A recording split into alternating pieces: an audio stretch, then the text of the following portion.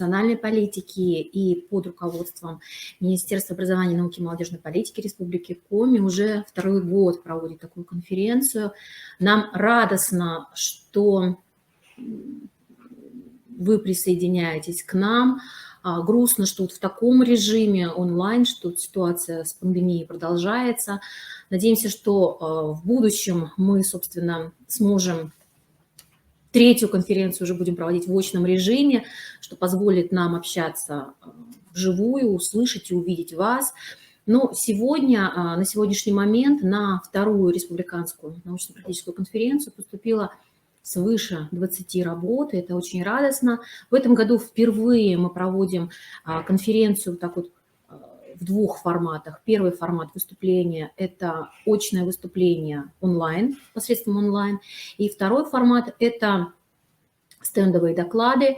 Коллеги, сегодня стендовые доклады будут размещены на портале «Открытое образование Республики Коми» для того, чтобы вы могли ознакомиться, задавать вопросы коллегам. Диалог будет открыт. И, кроме того, также они будут выложены на портале «Подлет». В новостной ленте Института развития образования будет выложена вся информация, поэтому следите за новостями. Очень радостно, что сегодня к нам подключаются участники всех трех направлений конференции. И наши федеральные эксперты к нам подключаются. И желаю нам всем хорошей работы. Работать мы будем следующим образом. Модератором конференции будет выступать Тамара Александровна Ичеткина. Собственно, вы все ее прекрасно знаете и работали с ней все это время по организации. И запланировано сегодня у нас выступление 9 участников. И, соответственно, коллеги, вопросы можно будет задавать как в чате. Вот сейчас я вижу, что вы активно в нем участвуете. И да, волнительно согласна. И, кроме того, у нас есть отдельно, вы видите, платформа ProofMe позволяет нам задавать вопросы во вкладочке «Вопросы». Тамара Александровна в ходе, после выступления каждого участника будет просматривать, если будут какие-то появляться вопросы. А очень хотелось бы живого диалога, потому что это конференция, и мы, собственно, собираемся с вами для того, чтобы обсудить злободневные вопросы.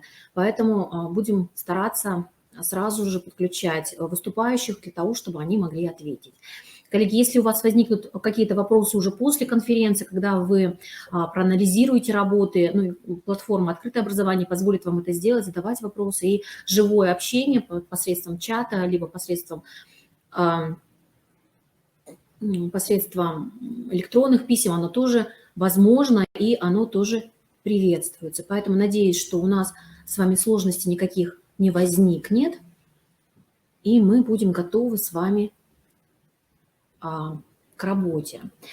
Сейчас с приветственным словом, с наилучшими пожеланиями, к сожалению, не удалось подключиться Галине Ивановне Габушевой. Да, к сожалению, не удалось по техническим причинам, но она нам передает наилучшие пожелания, и Министерство национальной политики, да, очень активно помогала нам в организации работы конференции, как и Министерство образования, науки и молодежной политики.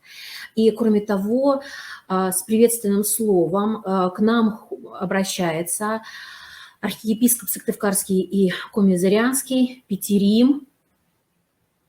Соответственно, вот сейчас мы к нему ждем его подключения.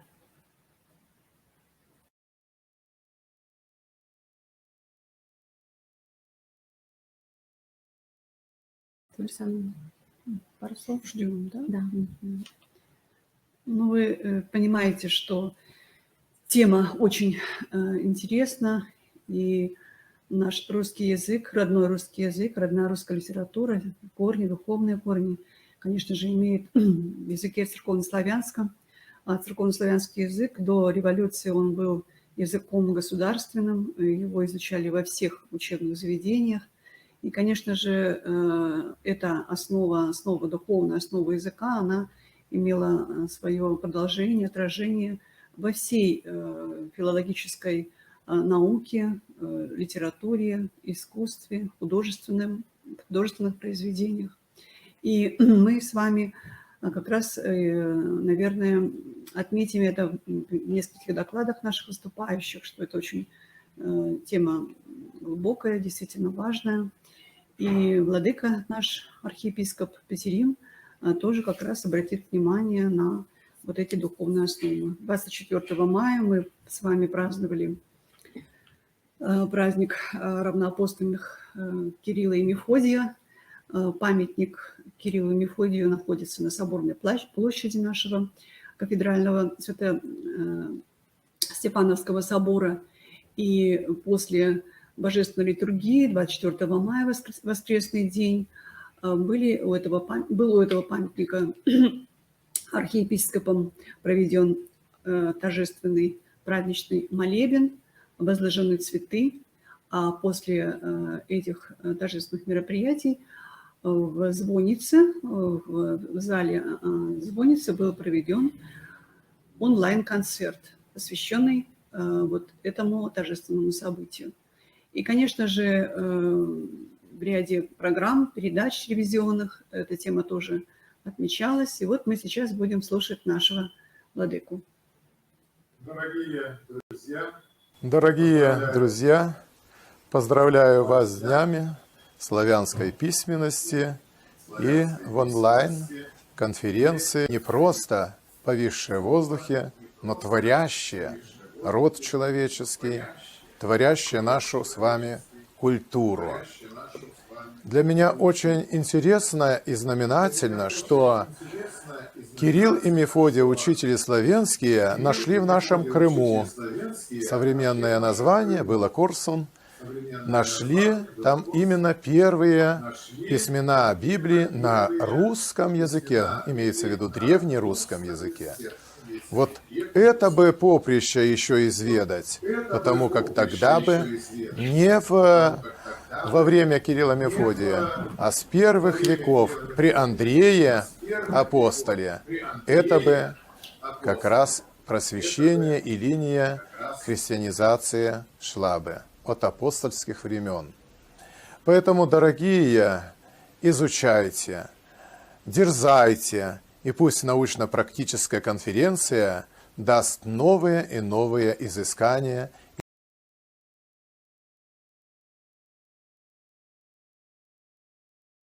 Я хотела бы сейчас еще сказать несколько слов вводных, пока мы готовимся ко второму выступлению. Известный филолог, ученый Владимир Константинович Журавлев в 2002 году издал книгу «Русский язык и русский характер». И я бы вот хотела здесь основные такие моменты отметить в том, что эта книга – это задушевный разговор автора о духовных истоках и исторических судьбах русского литературного языка, народа и Отечества нашего. И вот что он отмечал. Да, этот язык церковнославянский, сеявший Слово Божие в русскую душу, учил русского человека быть верным без лести, мужественным без жестокости, щедрым без расточительности, стойким без фанатизма, сильным без гордости, милосердным без тщеславия, ревностным без гнева и злобы. Конечно же, русский язык в лице лучших наших людей, наших лучших героев, он воплотил в себе нашу загадочную русскую душу. В нашем с вами, уже можно включить? В нашем с вами пленарном заседании участвует автор линейки учебников по русскому родному языку издательства «Просвещение» Сгаровская Ольга Владимировна. Она будет излагать или давать характеристику основному школьному предмету, который сейчас у нас реализуется в школе, русский родной язык, содержательные и методические аспекты проблемы сбережения русского языка и русской духовной культуры в современном школьном образовании. Ну, пожалуйста, послушаем ее. Прежде всего, я хочу поблагодарить организаторов конференции за приглашение выступить на этом высоком форуме, посвященном проблемам экологии языка и культуры, которые рассматриваются в аспекте вопросов развития российского образования. Я рада приветствовать учителей-словесников города Сыктывкара и Республики Коми, с которой меня связывает очень много. 30 с лишним лет назад, будучи молодым преподавателем, я работала в Сыктывкарском университете и заведовала кафедрой русского языка. Сейчас я живу и работаю в Воронеже, в Воронежском педагогическом университете, но о Сыктывкаре и людях, с которыми я когда-то была знакома, я всегда помню. И сейчас мне действительно очень приятно выступать перед вами, дорогие друзья и коллеги. Тем более, что мое выступление, мой доклад касается русского языка и вопросов его сохранения и преподавания, то есть того, чем я занимаюсь всю жизнь. Представляемый доклад посвящен новому школьному предмету «Русский родной язык», который в настоящее время включается в учебные планы большинства российских школ, по которому уже есть специальные учебники, выпущенные издательством «Просвещение» и включенные в федеральный перечень учебников, рекомендованных для использования в учреждениях общего образования. Известно, что введение предмета «Русский родной язык» в учебные планы современной российской школы вызывает у детей, у их родителей и даже у учителей различные чувства, от горячего одобрения до некоторого недоумения по поводу кажущегося дублирования предмета «Русский язык». Подобные недоумения, на мой взгляд, обусловлены только одной причиной – отсутствием полной информации о новой учебной дисциплине. Я участвовала в подготовке всех учебников по русскому родному языку для основной школы, то есть для 5-9 классов, готовила раздел «Язык и культура». Поэтому хорошо знаю содержание нового предмета и абсолютно убеждена в обоснованности его включения в систему российского языкового образования. Убеждена в том, что этот предмет при правильном понимании учителями и руководством школ его сущности, при правильной организации преподавания ни в коей мере не осложнит процесс школьного обучения, а будет способствовать его углублению и повышению качества в соответствии с потребностями современного общества. Мы же с вами прекрасно знаем, дорогие друзья, что в настоящее время русский язык переживает очень сложный период своего развития, который характеризуется целым рядом достаточно опасных для него тенденций и агрессивным влиянием иноязычной стихии, и снижением культуры русской речи, и повсеместным нарушением норм литературного словоупотребления. Все эти явления, вы это отлично знаете, разрушительны для национальной целостности русского языка и целостности русского литературного языка, как его высшей формы. Помимо этого, я бы хотела еще подчеркнуть отдельно, современная языковая ситуация в России характеризуется и весьма тревожными явлениями, относящимися к сфере языкового сознания современных молодых россиян. Многие молодые люди в настоящее время, живя в России, предпочитают серьезно изучать не родной русский язык, а иностранный, а к русскому родному нередко относятся пренебрежительно, не понимая его истинного значения и роли для отдельного человека, для страны и русской нации. Нет сомнения в том, что русский язык в настоящее время нуждается в особой поддержке, а также защите, и особая ответственность в этом плане ложится на школу.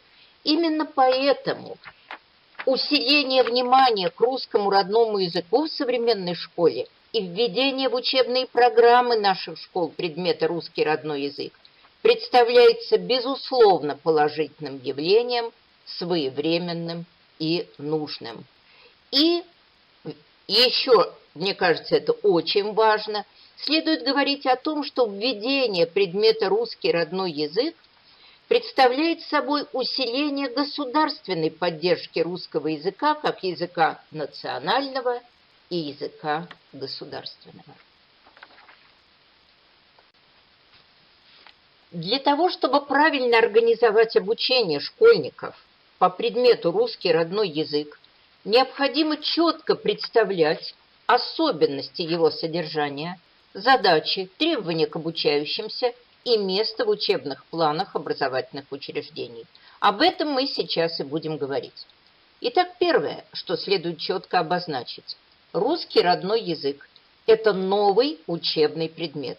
Он отличается от традиционного курса по целям и задачам, по статусу и месту в учебных планах школ, по содержанию и по требованиям к результатам освоения и способам оценивания. Предмет русский родной язык ориентирован на сопровождение и поддержку основного курса русского языка, но не на его замену. Комментирование отличий предмета русский родной язык от традиционного курса русского языка начнем с целей. Как известно, традиционный курс русского языка имеет целый ряд целей, как духовно-нравственного, так и предметного характера. И в ряду таких целей обозначены не только воспитание духовно богатой личности, не только воспитание уважения к родному языку и овладение им как средством общения в повседневной жизни и учебной деятельности, но и формирование языковой компетенции учащихся.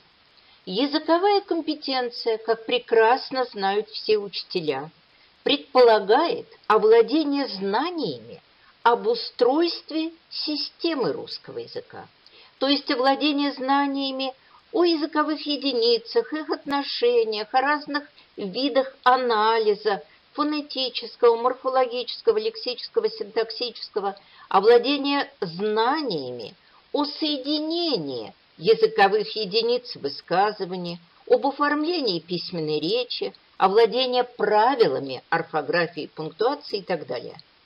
Новый же предмет, родной русский язык, в качестве основных имеет цели не предметные, а духовно-нравственные и воспитательные. Это прежде всего формирование познавательного интереса к русскому языку и через него интереса к родной культуре, осознание исторической преемственности поколений и своей ответственности за сохранение русского языка.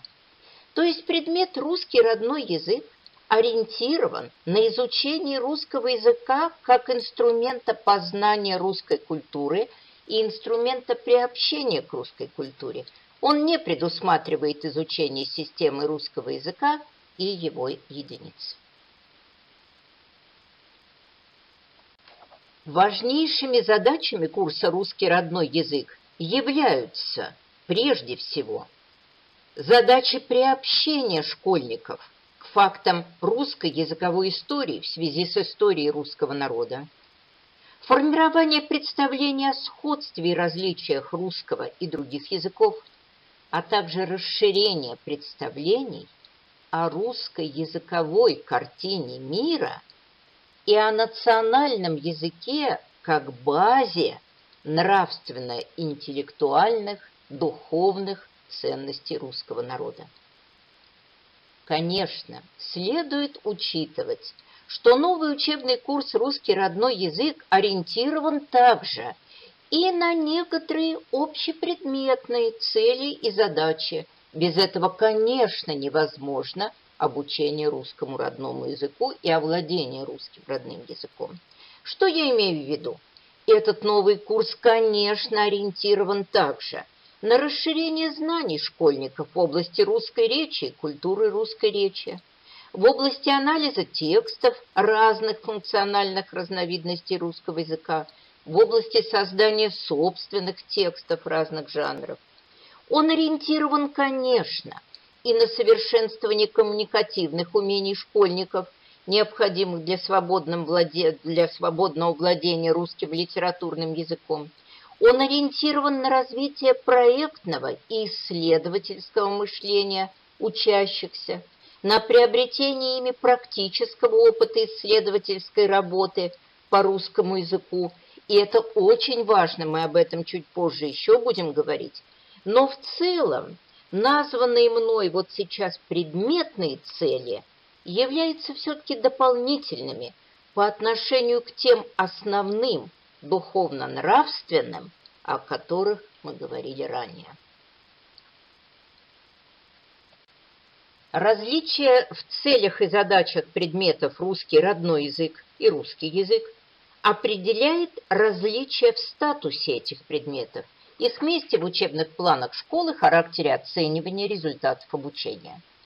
Оба предмета входят в обязательные предметные области, но традиционный русский язык также является и обязательным предметом, а новый предмет русский родной язык оказывается предметом по выбору в обязательной предметной области. Новый предмет русский родной язык не предполагает государственной аттестации. Основная форма контроля по этому предмету – проектно-исследовательские работы. Обозначенные различия являются очень важными, и их надо хорошо осознавать. Новый курс «Русский родной язык» вводится на серьезной законодательной базе, которая и определяет его характеристики и место в учебном плане образовательной организации.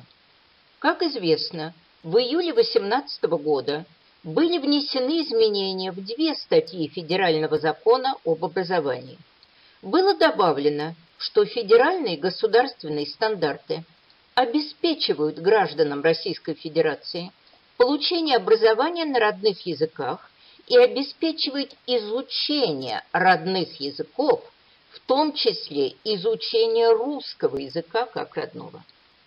Граждане Российской Федерации имеют право на изучение родного языка и имеют свободный выбор не только языка образования, но и изучаемого родного языка.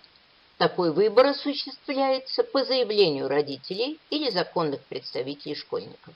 То есть, теперь в законе об образовании утверждается, что русский язык относится к числу родных языков народов Российской Федерации, и федеральные государственные стандарты обеспечивают изучение русского языка как родного.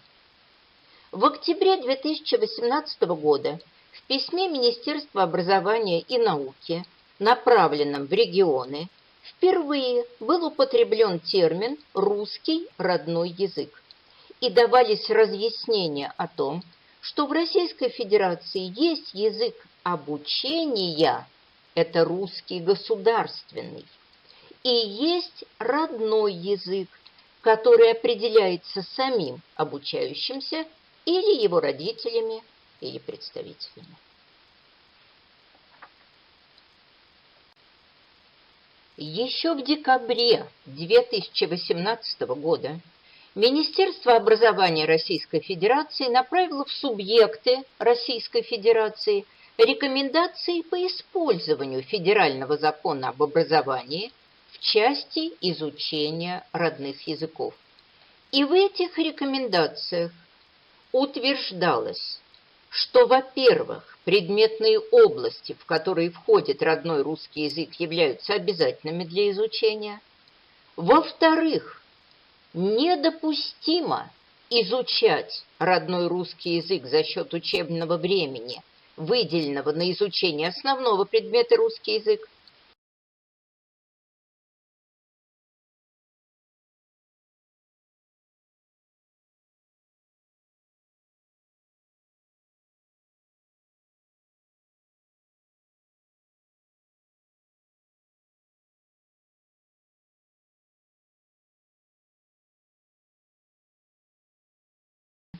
Входят в обязательные предметные области, но традиционный русский язык также является и обязательным предметом, а новый предмет русский родной язык оказывается предметом по выбору в обязательной предметной области.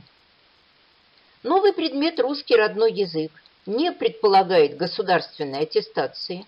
Основная форма контроля по этому предмету – проектно-исследовательские работы. Обозначенные различия являются очень важными, и их надо хорошо осознавать. Новый курс «Русский родной язык» вводится на серьезной законодательной базе, которая и определяет его характеристики и место в учебном плане образовательной организации. Как известно, в июле 18 утверждалось, что, во-первых, предметные области, в которые входит родной русский язык, являются обязательными для изучения. Во-вторых, недопустимо изучать родной русский язык за счет учебного времени, выделенного на изучение основного предмета русский язык. И в-третьих, что принципиально важно, время на изучение нового предмета определяется самой школой. В соответствии с общими рекомендациями и примерными программами, о которых мы еще будем говорить, в основной школе на изучение предмета «Русский родной язык» предполагается следующий объем часов. 5 и 6 классы по 70 часов, 2 часа в неделю, 7 и 9 по 35 часов, 1 час в неделю. Но при этом, еще раз подчеркиваю, в соответствии с документами, определяющими правила работы в современной школе, объем часов на новый предмет определяется учебными планами и образовательными программами, которые разрабатываются самими учебными заведениями. Основные различия между предметами русский язык и русский родной язык касаются, безусловно, их содержания. Как известно, содержание традиционного курса русского языка ориентировано на формирование 4 видов компетенций: коммуникативной, языковой, лингвистической и культуроведческой.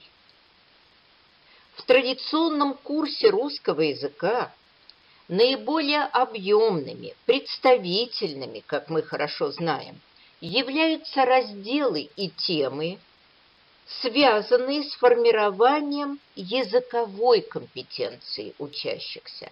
Это разделы фонетика, орфоэпия, лексика, морфология, синтаксис, а также разделы, посвященные правилам правописания. Конечно, в соответствии с современными федеральными стандартами, в содержании школьных программ и учебников по основному традиционному курсу русского языка представлены материалы, ориентированные на формирование и коммуникативной компетенции, и компетенции культуроведческой. А культуроведческая компетенция – это знания, умения и навыки о связи русского языка с историей и культурой русского народа. Однако, если формированию коммуникативной компетенции в современных программах и учебниках по традиционному курсу русского языка уделяется все больше и больше внимания, то материалы, связанные с компетенцией культуроведческой, занимают в основном курсе русского языка весьма незначительное место. Они в небольших объемах, конечно, представлены, но представлены, скажем, в некоторых только разделах, посвященных русской лексике, устаревшей лексике или неологизмам, в разделах, посвященных русской фразеологии. Конечно, практически во всех традиционных учебниках русского языка есть слова «боярин», «вече», «терем», «оче». С одной стороны, это слова устаревшие, или с другой стороны, слова «спутник», «прилуниться», которые когда-то были неологизмами. Конечно, приводятся пословицы и поговорки русского народа. Отдельные сведения культурологического характера иллюстрируются в учебниках традиционного курса русского языка при толкованиях слов или рассматриваются в некоторых текстах. Более того, в некоторых учебниках современных по традиционному курсу русского языка вводятся даже специальные рубрики из истории языка, этимологическая справка, этимологические сведения. Через эти рубрики дается дополнительный материал для культуроведческого комментария языковых фактов. Но даже несмотря на введение в некоторых учебниках дополнительных рубрик, в целом роль сведений культурологического, культуроведческого характера в содержании традиционного курса русского языка весьма невелика. Недаром в некоторых школах учителя нередко пытались вводить дополнительные факультативные и лективные самостоятельно подготовленные курсы по таким, например, темам, как из истории русского языка, русская фразеология, история края в названиях, русский речевой этикет и так далее. Новый предмет «Русский родной язык», в отличие от традиционного, специально предназначен для работы по формированию прежде всего культуроведческой, а также коммуникативной компетенции школьников. И в этом его принципиальное отличие от традиционного курса русского языка. В содержании предмета «Русский родной язык» выделяется 3 блока или 3 модуля. Язык и культура, культура речи, речь, текст.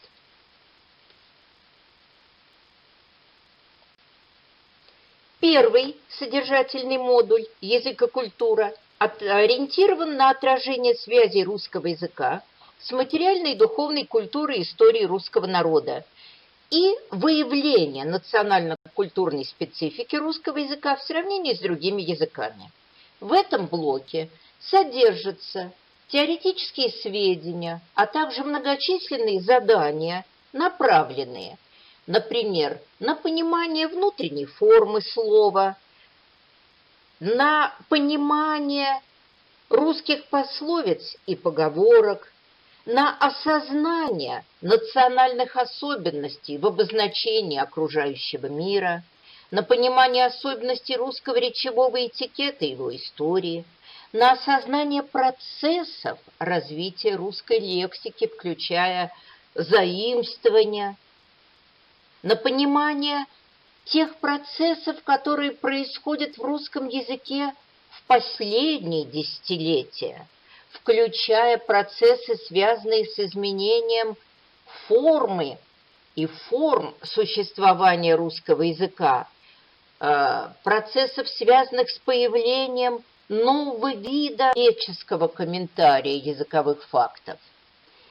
Но даже несмотря на введение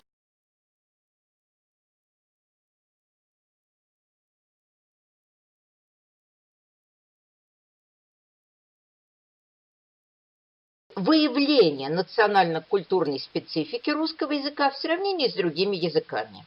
В этом блоке содержатся теоретические сведения, а также многочисленные задания, направленные, например, на понимание внутренней формы слова, на понимание тех процессов, которые происходят в русском языке в последние десятилетия, включая процессы, связанные с изменением формы и форм существования русского языка, процессов, связанных с появлением нового вида общения и нового вида существования русского языка, языка виртуального общения, языка интернета. Приведу некоторые примеры. Например, в учебнике для 5 класса приводится интересный текст известного лингвиста Николая Максимовича Шанского об истории слова «окно», которое в русском языке, как мы хорошо знаем, образовалось от слова «око», у него когда-то у этого слова выделялся суффикс «н», но суть предложенного текста в другом. По тексту становится понятно, что нашими предками окно осознавалось не как отверстие в стене для света и воздуха, а отверстие для того, чтобы можно было видеть, что происходит вне дома. В этом же учебнике дается задание поразмышлять о том, какое число скрывается за числительным 39 в выражении из русских сказок «За 39 земель». При этом предлагается информация о том, что в старину в народном русском языке наряду с общей десятиричной системой счета существовала и девятиричная, то есть счет девятками. В этом же учебнике для 5 класса есть параграфы из истории русской письменности с таблицами соотношения кириллических и греческих букв, специальный параграф «История в слове», посвященный названиям предметов традиционной русской одежды и традиционного русского быта, где речь идет о таких, например, словах, как сарафан, душегрей, изба, красный угол, и говорится, например, что слово «сарафан», которое мы привыкли осознавать как русское, пришло из персидского языка. В учебнике для иноязычной лексики современные фразеологизмы. Для 7 класса русский язык как развивающееся явление, устаревшие слова как живые свидетели истории. Для 8 класса иноязычные слова в разговорной речи, дисплейных текстах, публицистике или русский человек в обращении к другим. А для 9 ключевые слова русской культуры, новые иноязычные заимствования, словообразовательные неологизмы в современном русском языке. Второй модуль содержания нового предмета «Русский родной язык» – это модуль «Культура речи». Данный содержательный блок ориентирован на формирование у школьников осознанного отношения к использованию языка в разных сферах и ситуациях общения, на повышение культуры речи, на сознательное использование разных типов языковых норм с учетом чистоты, богатства и выразительности речи. В этом блоке содержатся теоретические сведения и многочисленные задания, касающиеся также трудностей современного русского словоупотребления, исправления ошибок, работы с нормативными словарями. Особенностью вот этой части содержания нового предмета «Русский родной язык» является исторический подход к нормам литературного словоупотребления и направленность на понимание нормы как явления развивающегося и допускающего варианты. В материалах, которые предлагаются по этому разделу в учебниках, даются расширенные сведения о становлении и развитии норм, о современных трудностях в использовании языковых единиц. Конечно, самое большое внимание уделяется наиболее сложным случаям русского словоупотребления, тем, которые вызывают особенные трудности. Имеется в виду слова типа «квартал», «торты», «компьютер», но шинель, газопровод, приехать из Москвы, поезжай, поскользнуться и тому подобное.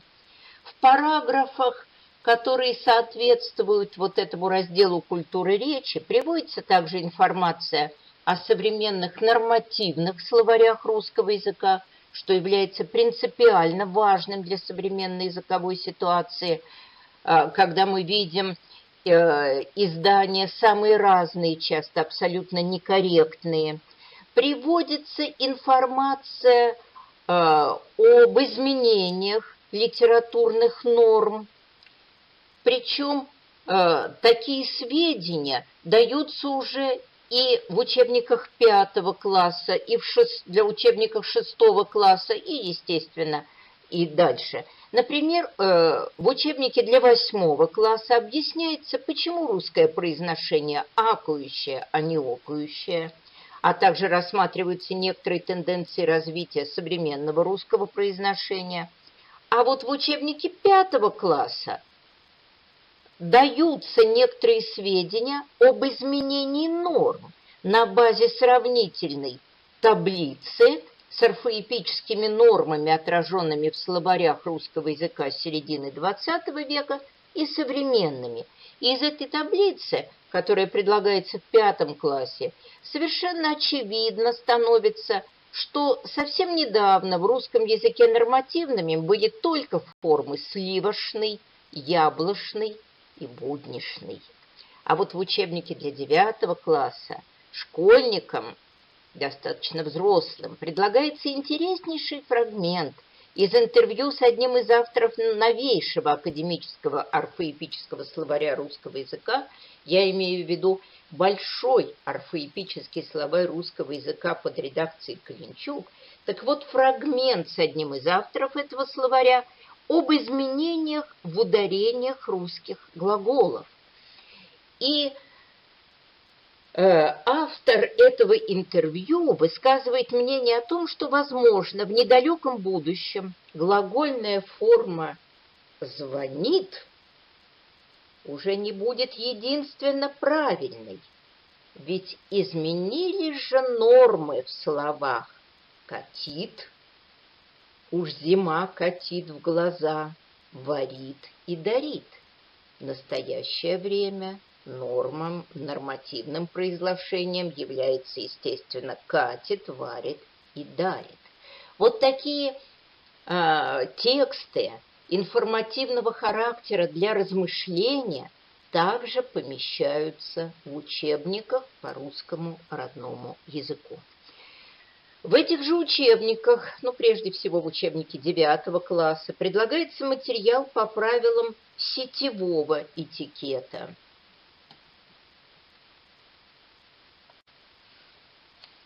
Содержание раздела культуры речи в учебниках «Русский родной язык» можно представить по перечню некоторых тем, по перечню названий параграфов, который дан на слайде. Скажем, 5 класс. Речь точная и выразительная. Основные лексические нормы. 6 класс. Нормы произношения отдельных грамматических форм или особенности склонения имен собственных, что сейчас очень важно. 7 класс – типичные грамматические ошибки, нормы русского вербального и невербального этикета. 8 класс – типичные орфоэпические и акцентологические ошибки, трудные случаи согласования в русском языке и специальный параграф особенности современного речевого этикета. 9 класс – правила сетевого этикета.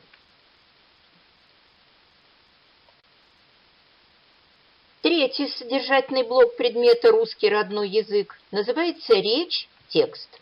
Содержание этого блока направлено на совершенствование разных видов речевой деятельности школьников, на развитие умений и навыков использования языка в жизненно важных ситуациях общения, на развитие навыков понимания, анализа и создания собственных текстов разных типов, видов и жанров.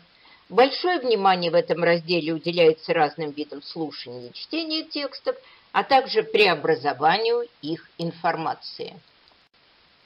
В разделе «Речь, текст» для изучения предлагаются, например, такие темы.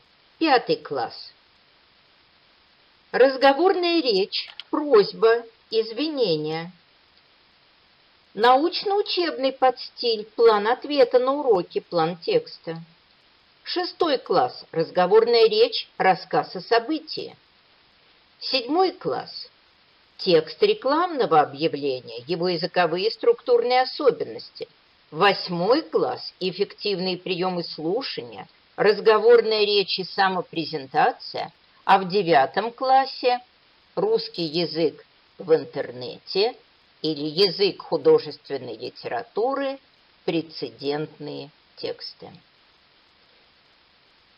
Завершая разговор о содержании нового учебного предмета, следует отметить, что новый школьный курс русского родного языка опирается на содержание основного курса, сопровождает и поддерживает его, и основные содержательные линии нового предмета, я думаю, это было видно из того, о чем мы говорили, соотносятся с основными содержательными линиями традиционного курса русского языка, но не дублируют их. Темы для изучения в новом учебном курсе также не дублируют темы традиционного учебника и темы традиционного школьного курса русского языка. Следующий вопрос, на котором необходимо остановиться, это вопрос об учебно-методическом обеспечении предмета «Русский родной язык». В настоящее время этот предмет полностью обеспечен учебниками, программами и методическими указаниями для учителя. В издательстве «Просвещение» выпущены учебники для всех классов начальной и основной школы. Эти учебники, как я уже говорила, включены в федеральный перечень изданий, рекомендуемых для использования в общеобразовательных учреждениях Российской Федерации и могут приобретаться за счет бюджета. Данные учебники, представленные на слайде и выпускаемые издательством «Просвещение», подготовлены авторским коллективом, в которые входят ученые-лингвисты, педагоги, методисты и практикующие учителя-словесники. Руководителем этого коллектива выступила Ольга Макаровна Александрова, ученица Шанского, кандидат педагогических наук, заместитель заведующего лабораторией филологического общего образования Российской академии образования. На наш взгляд, данные учебники получились содержательными и по-настоящему новыми. Одна из главных трудностей в их подготовке состояла в стремлении сочетать достойный научный уровень предлагаемого материала с доступностью его изложения. При работе над учебниками по русскому родному языку авторский коллектив опирался на три основные методологические идеи. Первое. Русский язык неразрывно связан с национальной русской культурой. Это зеркало русской культуры. И осознание данного момента каждым человеком может дать серьезные гарантии для сбережения русского языка и его поддержки. Вторая идея. Русский язык – это живой организм, который находится в постоянном развитии и движении. В нем всегда что-то умирает, а что-то рождается или возрождается. И поэтому изучение родного языка и оценка каких-то его явлений с необходимостью должны быть культурно-историческими. И третье. Язык реализуется и живет только в речевых произведениях, то есть только в текстах.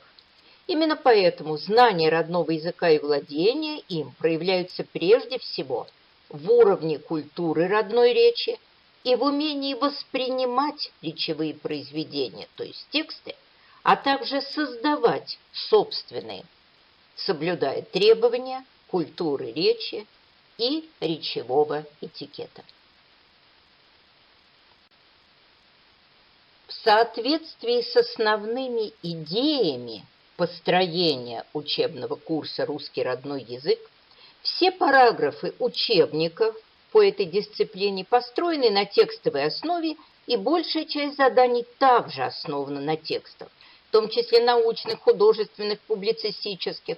Отбор текстов проводился с учетом их историко-культурной эстетической ценности, значимости для морально-нравственного воспитания молодых носителей русского языка, а также актуальности для молодежной аудитории. Важно, что в каждом параграфе, как правило, используется несколько текстов из научной, художественной, публицистической литературы, а также из сетевого общения. Сами задания по текстам разнообразны. Например, на слайде показан фрагмент параграфа из учебника для 5 класса. Параграф называется «Язык, волшебное зеркало мира и национальной культуры».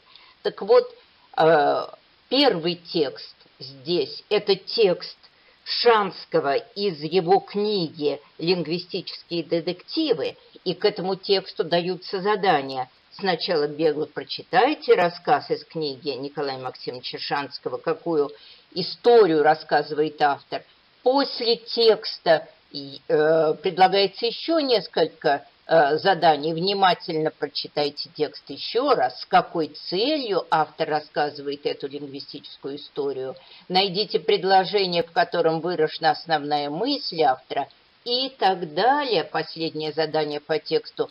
Перескажите текст, дополнив его информацией из рубрики «Диалог культур». И здесь же в этой рубрике даются материалы, показывающие различия между языками в отражении мира. И в продолжении вот этой темы различий в отражении мира, в этом же параграфе в учебнике 5 класса предлагается текст с информацией о басне Крылова «Стрекоза и муравей» и иллюстрациями к этой басне. Одна из иллюстраций старинная, на ней изображен кузнечик. И в тексте идет речь о том, что в XVIII и начале XIX века слово «стрекоза» в русском языке было общим обозначением и стрекозы, и кузнечика. Именно поэтому в басне Крылова говорится о том, что стрекоза уж теперь не поет, а до этого она пела. К тексту, естественно, даются вопросы, и один из них найдите в интернете сведения об истории создания басни Крылова «Стрекоза и муравей». Уточните, что еще скрывается за привычными строчками.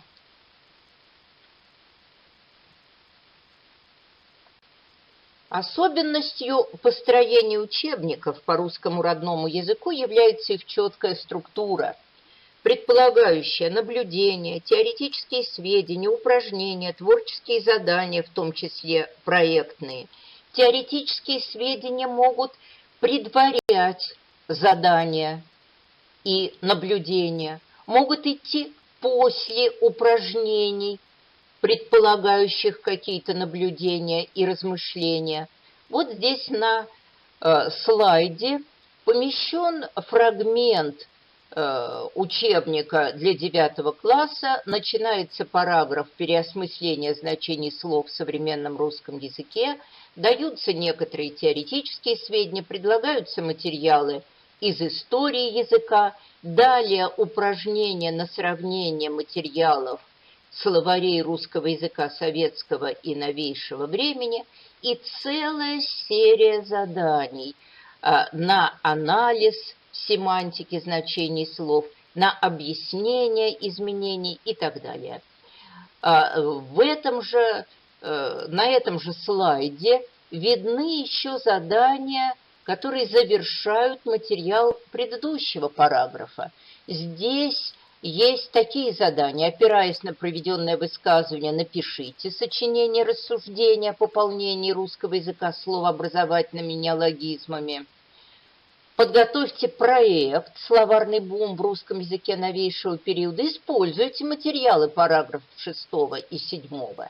И пунктуационный практикум, который представляет собой фрагмент из очень интересного и содержательного текста одного из современных лингвистов.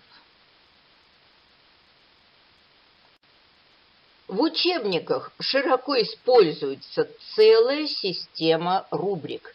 Это рубрики «Моя Россия», «Из истории языка», «Диалог культур», «Лингвистические заметки», «Толковый словарь», «Говори правильно», «Круг чтения». Материал, данный в рубриках, позволяет углубить и расширить предлагаемый в основном тексте параграфа материал, предложить разные точки зрения по какому-нибудь вопросу, обратить внимание школьников на важные, значимые факты для истории России и ее культуры, рассказать о великих людях, памятниках культуры, книгах, которые следует прочесть, дать более наглядные представления о языковых изменениях, об изменениях в культуре. Для этого широко используются таблицы и иллюстрации.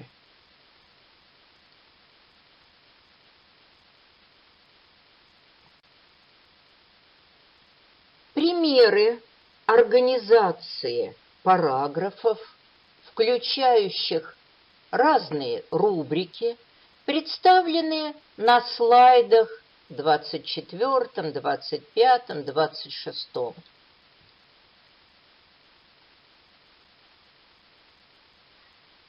На этом слайде представлен фрагмент параграфа из учебника 5 класса, и здесь есть рубрика «Моя Россия».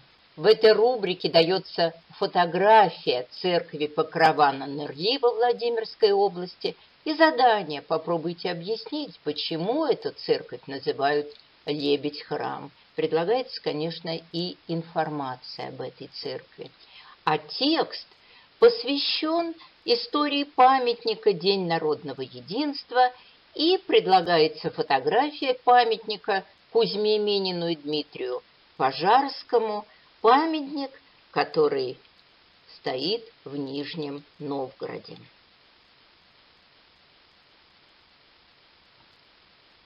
Разнообразие рубрик, используемых в учебниках по родному русскому языку, можно продемонстрировать, проиллюстрировать на примере некоторых параграфов. На этом слайде видна рубрика «Моя Россия», посвященная церкви Покрова на Нерли во Владимирской области. Здесь же в этом параграфе помещена фотография памятника Минину и Пожарскому в Нижнем Новгороде, и эта иллюстрация сопровождает текст об истории праздника День защитника Отечества. На этом слайде представлен фрагмент параграфа с рубриками «Толковый словарь» и «Говорите правильно». А вот на этом слайде показана рубрика «Лингвистические заметки» из параграфа, посвященного сложно сокращенным словам и словам принципиально новым в русском языке. В этой рубрике речь идет о правописании названий социальных сетей Facebook, ВКонтакте, Инстаграм. Эта информация, безусловно, интересна для школьников. Следует особенно подчеркнуть, что задания и упражнения, предлагаемые в учебниках по русскому родному языку, носят практикоориентированный и творческий характер. Многие из них предполагают самостоятельную работу по поиску и обработке языковых научных данных, обращение к самым разным источникам информации, в том числе размещенным в интернете. Широко используются в этих учебниках и проектные задания самых разных типов. На слайде приведены примеры некоторых проектных заданий. Ну, скажем, подготовьте проект «Устаревшая лексика» в произведениях русских писателей-классиков. Или подготовьте проект «Русский язык в интернете», выбрав для анализа один из его разговорных жанров – блоги, социальные сети, чаты, форумы и так далее.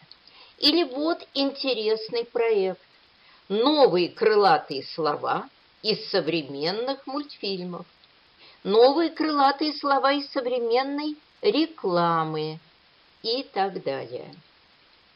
Все учебники, которые подготовлены для сопровождения курса «Русский родной язык», выстроены с учетом преемственности, но, я хотела бы это также отдельно подчеркнуть, они могут использоваться и раздельно.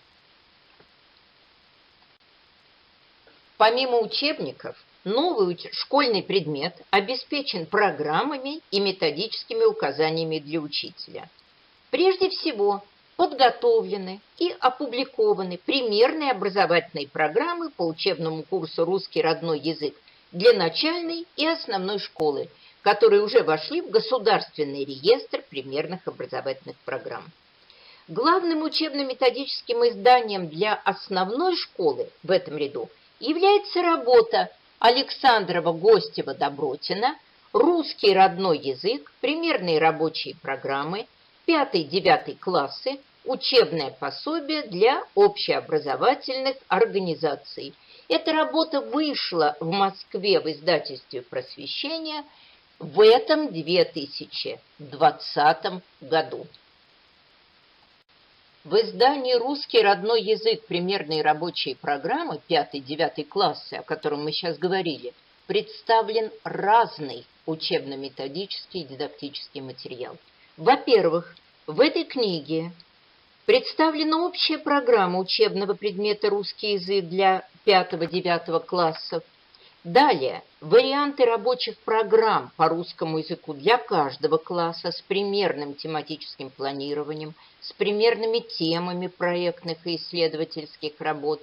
Причем тематическое планирование здесь соответствует содержанию тех учебных пособий, тех учебников «Русский родной язык», о которых мы только что говорили. И в-третьих, в этой книге представлены материалы для контроля и оценивания планируемых результатов. Здесь есть примеры проверочных работ в форме проектных заданий. Здесь есть система оценивания деятельности школьников, есть примеры заданий для текущего итогового контроля, а также приводятся возможные критерии оценивания проектных и исследовательских работ. Те материалы, о которых я сейчас говорила, в частности, рабочие программы, примеры проверочных работ, рекомендации по организации оценивания работы школьников по предмету «Русский родной язык» в настоящее время размещены на сайте издательства «Просвещение» и на других сайтах в интернете.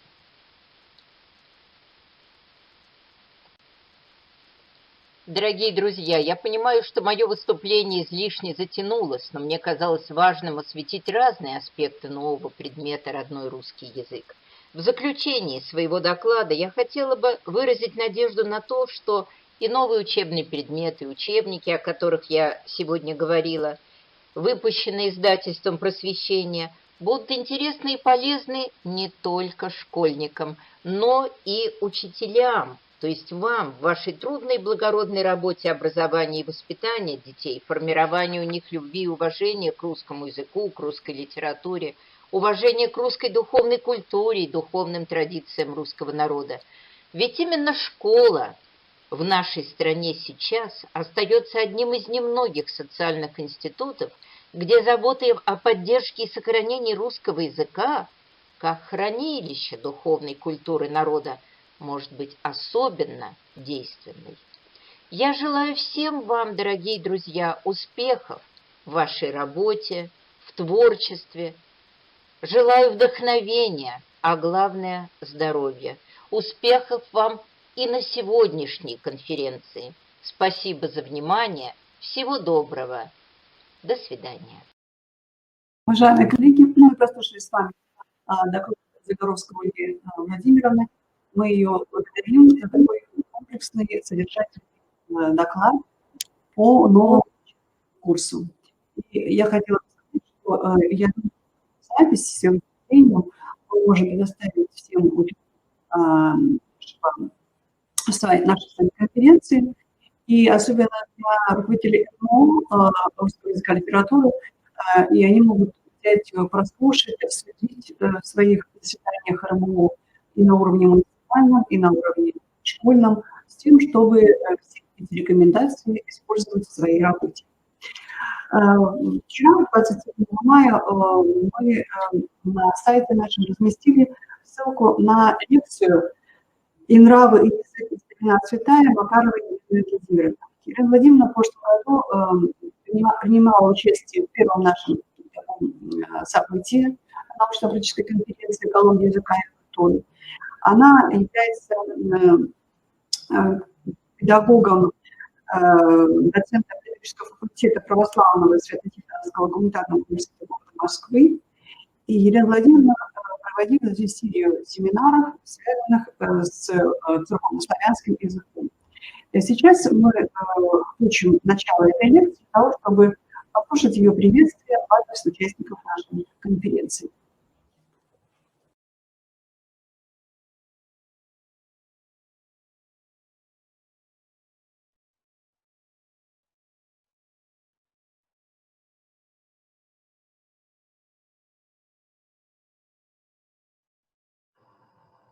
Добрый день. Я рада всех приветствовать. Благодарю за приглашение участвовать в вашей онлайн-конференции и позвольте предложить вам небольшой обзор тем, которые имеют непосредственное отношение к тем праздникам, которые в эти дни празднует не только наша страна, но и многие другие страны. Это Дни славянской письменности и культуры. Давайте вспомним людей, с которыми связаны эти события. Я считаю, это делать совершенно необходимо, и повторять каждый раз тоже это очень-очень важно. Сейчас мы включим презентацию.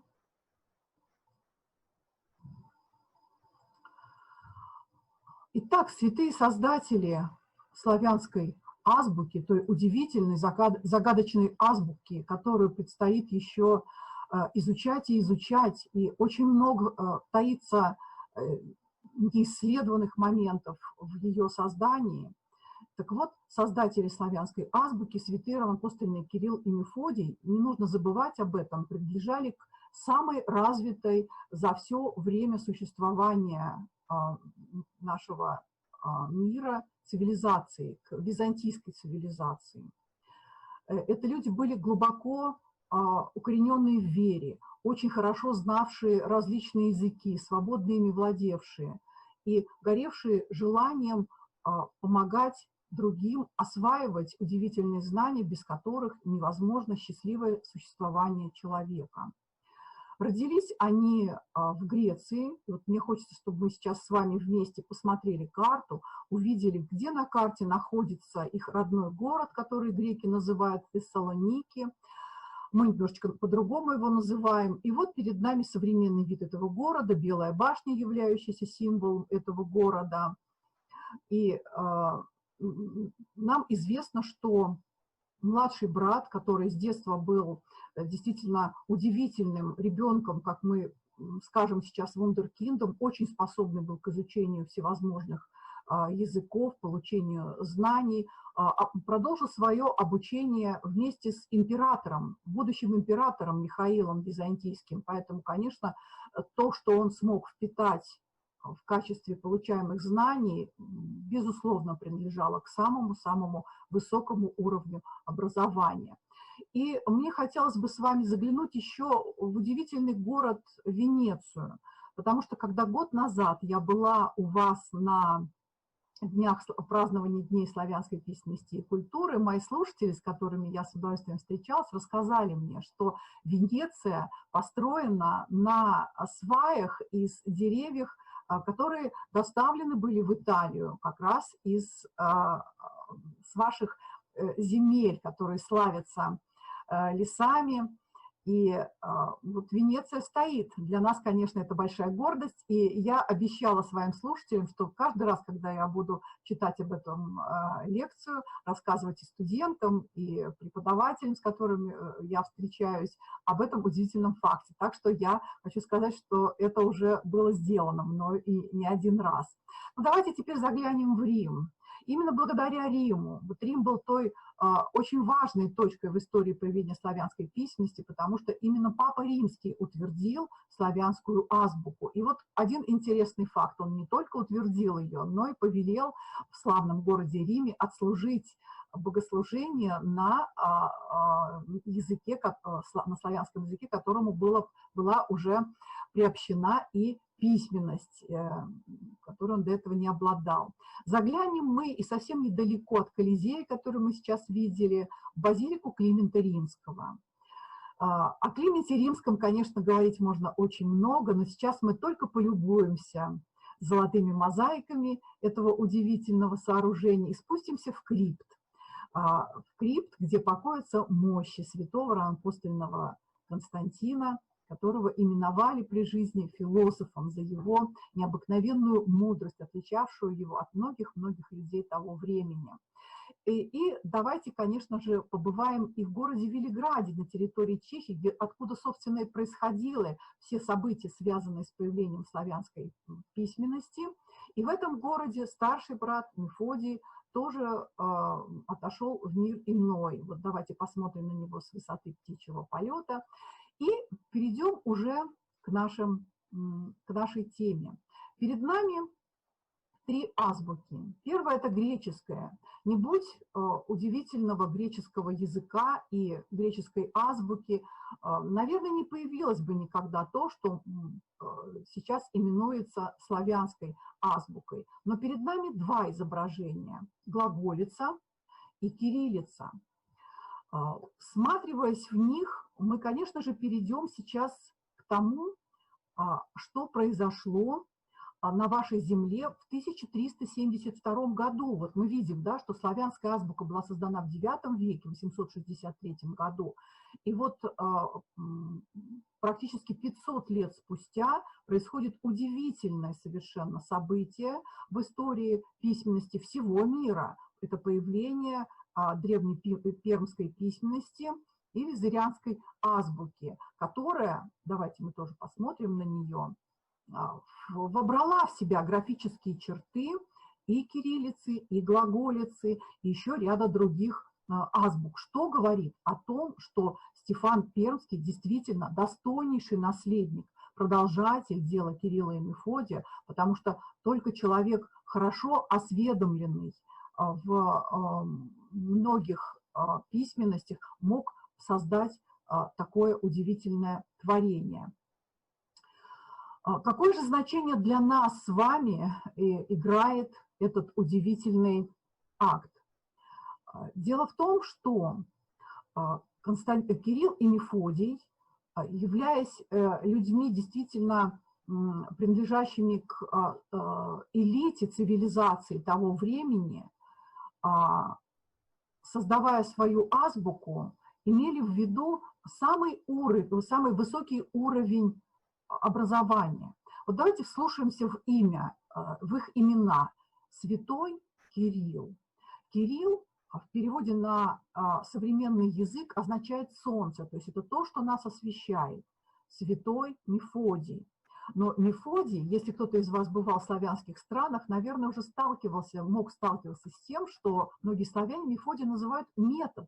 И вот тут мы, преподаватели, задумаемся о том, что получается такая своего рода игра слов, святой метод. Мы с вами все, безусловно, приобщены к методу, к методике. Мы являемся методистами, занимаемся методологическими какими-то, кто-то из нас занимается методологическими изысканиями. Но вот когда к слову метод, который переводится, один из переводов этого слова «путь», когда к этому слову добавляется слово «святой», то это уже очень высокий уровень, к которому мы должны стремиться. Так вот, святой метод, святой путь, в чем же он состоит? Конечно же, прежде всего, в основу любого просветителя должна лежать любовь к тем людям, которым он собирается это просвещение нести. И, безусловно, Стефан Пермский, любя тех людей, которых он видел, ведь вы прекрасно знаете, как он выбрал свой путь, просветительский, миссионерский, апостольский путь, и что двигало его трудами. Меня попросили рассказать о тех учебных пособиях, которые сейчас используют. Уважаемые коллеги, продолжение выступления Елены Владимировны можно послушать на нашем сайте в записи за 27 мая.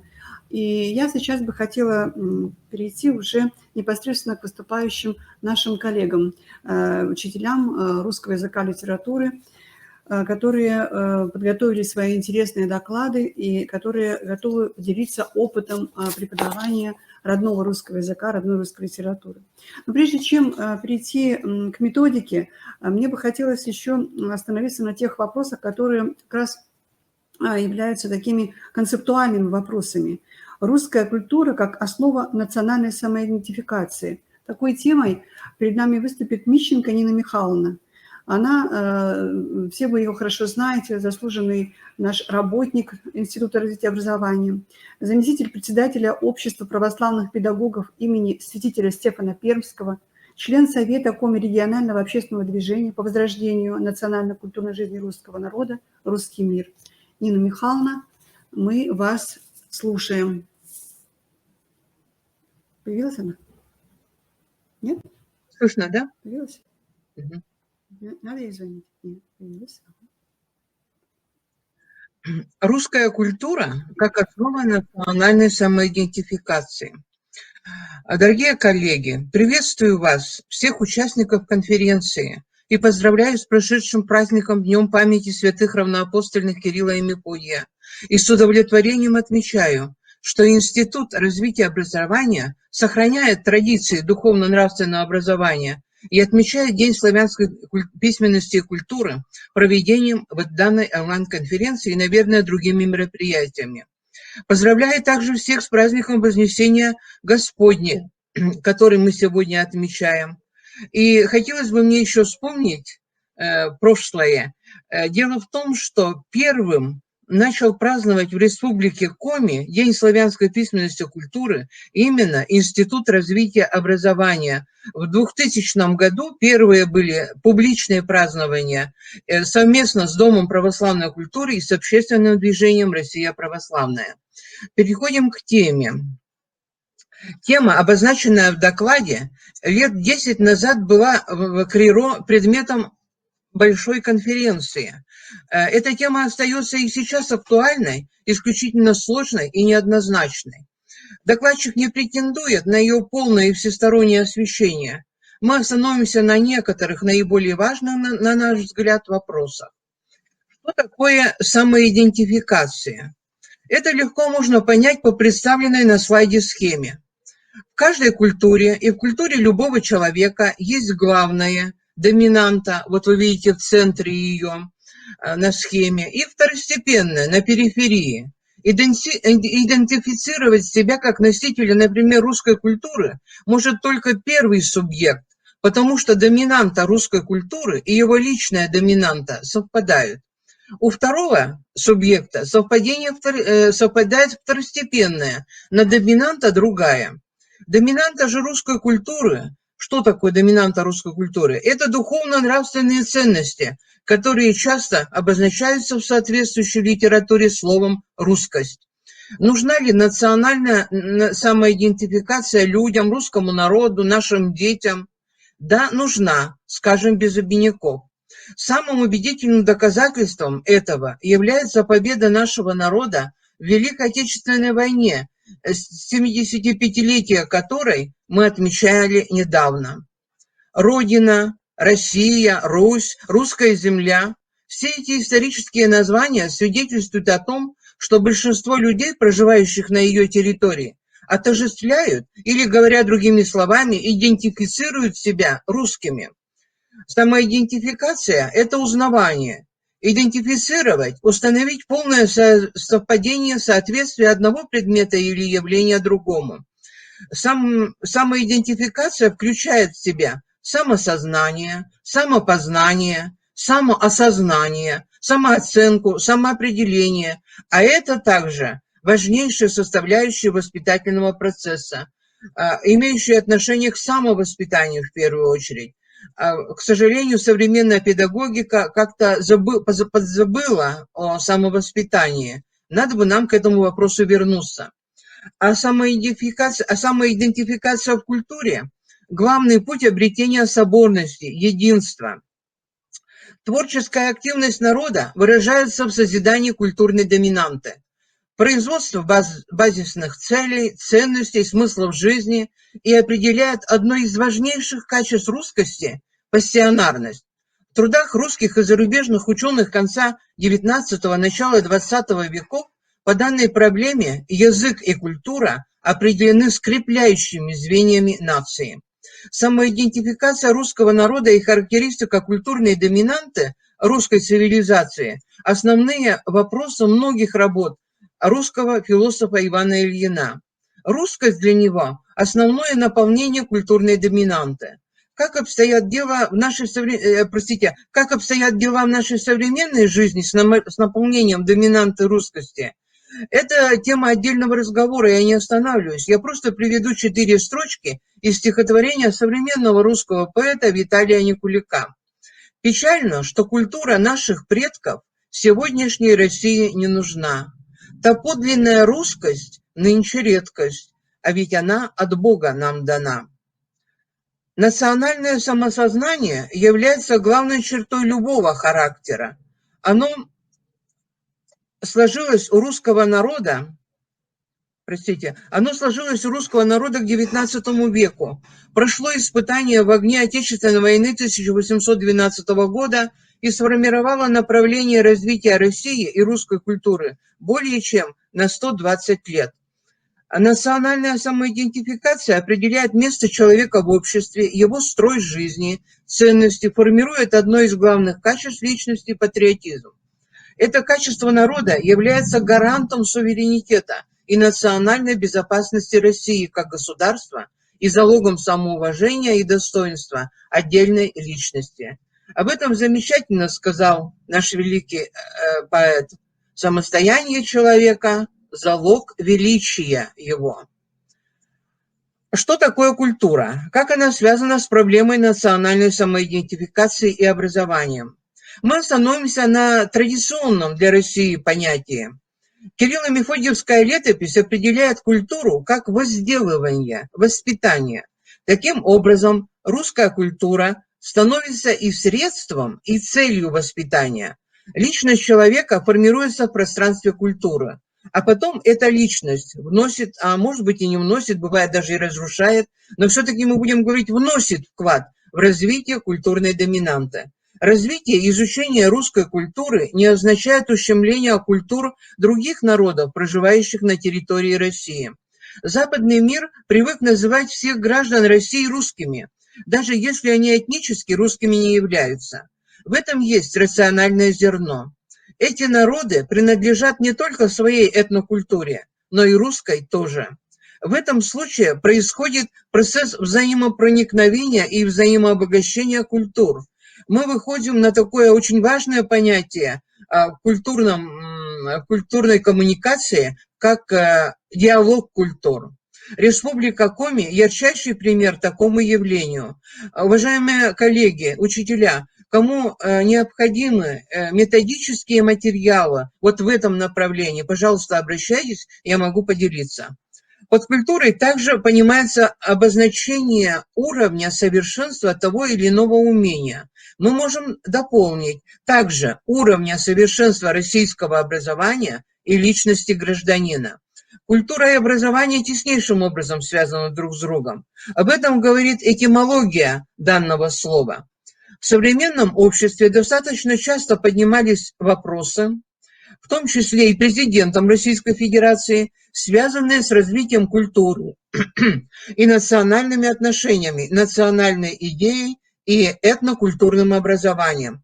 Что касается образования, в минувшие 20 лет в развитии национального образования были сделаны значительные шаги, обозначенные, как тогда говорили в стратегическом документе, «Наша новая школа» и введение в образовательное пространство ОРКС и ОДНКНР, образовательных областей ОРКС и ОДНКНР, особенно модуля «Основы православной культуры», а также введение таких предметов, о которых мы только слушали первый доклад, это введение родная литература и родной язык. Спасибо, хочу сказать, за прекрасное выступление, за прекрасный материал. Он очень пригодится нашим учителям.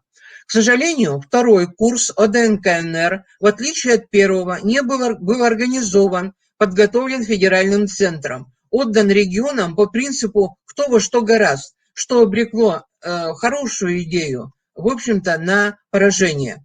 Отсутствует последовательность и стабильность в данном вопросе. Ну вот, например, в настоящее время с приходом нового министра приоритет уже отдается унитарной школе, в которой нет места национальным традициям. Приходится констатировать, культурный кризис нашему обществу так и не удалось преодолеть, в том числе и кризис в образовании. Мы наблюдаем и то, что из телевидения, театра и радио уходит национальная и даже общечеловеческая культура. Происходит безудержный рост антикультуры. Запущены в действие колоссальные средства направленного воздействия на человека с целью кардинального изменения его менталитета, поведения, изменения, к сожалению, не в лучшую сторону. Перед этим особенно беззащитно молодое поколение, еще не успевшее укрепиться в положительной системе ценностей. Иванов Максим Владимирович, преподаватель Тобольской семинарии, в статье «Церковь и национальное самосознание» пишет: «Пусть школьный учитель, которому верены молодые души своим словом и личным примером, возрождает духовно-нравственный идеал, в полной мере присущий отечественной литературе, искусству и культуре в целом. Тогда вскоре все изменится к лучшему, ибо что он посеет, то мы и пожнем». Очень бы хотелось, чтобы было так. И все верно сказано. У нас еще есть прекрасные авторитетные учителя, и их немало. Но я лично не рискую уже сама обратиться с такими словами к педагогам. Слишком разрушены традиции, изменились условия работы и положение самого учителя, его приоритеты. Многое упущено, но будем надеяться, что не все потеряно. Возвращаясь к слову «культура», следует отметить, что в греческом языке употреблялось два слова для ее обозначения – культура и культивация. В русском языке эти слова обозначают разные значения. Об этом говорил святейший патриарх Кирилл, будучи в то время еще митрополитом Смоленским и Калининградским. Выступая здесь, в Сыктывкаре, 12 марта 1999 года на хорошей, очень прекрасной конференции, вот вы видите ее название на слайде, он сказал: «Культура – это духовная обработка человеческой природы».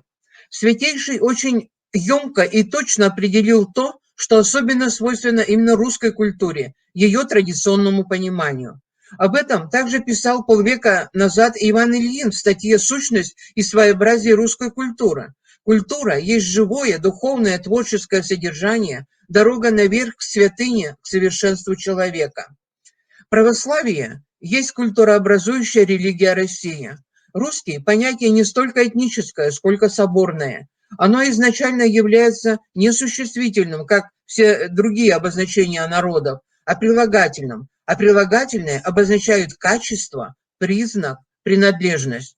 Русский, принадлежащий русской культуре. Русский, в первую очередь, православный. Эти слова принадлежат величайшему русскому писателю, пророку Федору Михайловичу Достоевскому.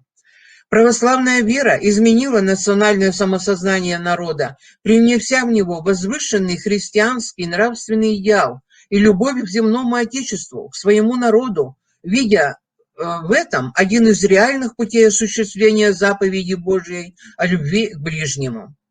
Устойчивость русской культуры, ее историческая цельность обеспечивается наличием духовно-нравственного ядра, связанного со сферой идеальных представлений и абсолютных значений жизни, имеющей в своей основе христианскую идею творения. Культура, если она является культурой в подлинном смысле слова, обращается к лучшим качествам человека, призывает следовать самым высоким нравственным ориентирам, вечным и абсолютным ценностям истины, добра и красоты, и духовно по своей сути. Чтобы определить, какова культурная доминанта наших подростков и молодежи, можно обратиться к результатам мониторингового исследования. Такие исследования проводились Центром патриотического и духовно-нравственного воспитания нашего института на базе опорно-методических площадок. Существует несколько методик мониторингового исследования проблемы ценностного отношения к миру подростков и молодежи, но наиболее интересной, на наш взгляд, представляется методика, разработанная кандидатом психологических наук Светланой Михайловной Петровой. Школьникам предлагается несколько десятков пословиц, сгруппированных попарно. Каждому участнику необходимо внимательно прочитать каждую пару пословиц А, Б и В, Г и выбрать ту пословицу из пары, с содержанием которой он согласен в наибольшей степени. Текст теста содержит пары ценностных суждений о жизни, людях, самих себе, зафиксированных в русском языке в идиоматических, то есть устойчивых выражениях, пословицах и поговорках. Например, первое. А, В – это духовное отношение к жизни. Б, Г – бездуховное отношение к жизни. Вот здесь примеры пословиц даны, вы сами здесь увидите на слайде. Я думаю, что педагоги знакомы с этой методикой, просто я немножечко напомнила, что она из себя представляет. Так вот, что показали результаты исследований в одной из сыктывкарских школ. Эти исследования проводились более 10 лет тому назад уже. Общее число положительных ответов АВ составляет более 68%, а отрицательных ответов БГ составляет 22%. Около 10% опрошенных не знают и не понимают смысл предложенных пословиц. Таким образом, неготовность детей к культурной самоидентификации русскости составляет 32%.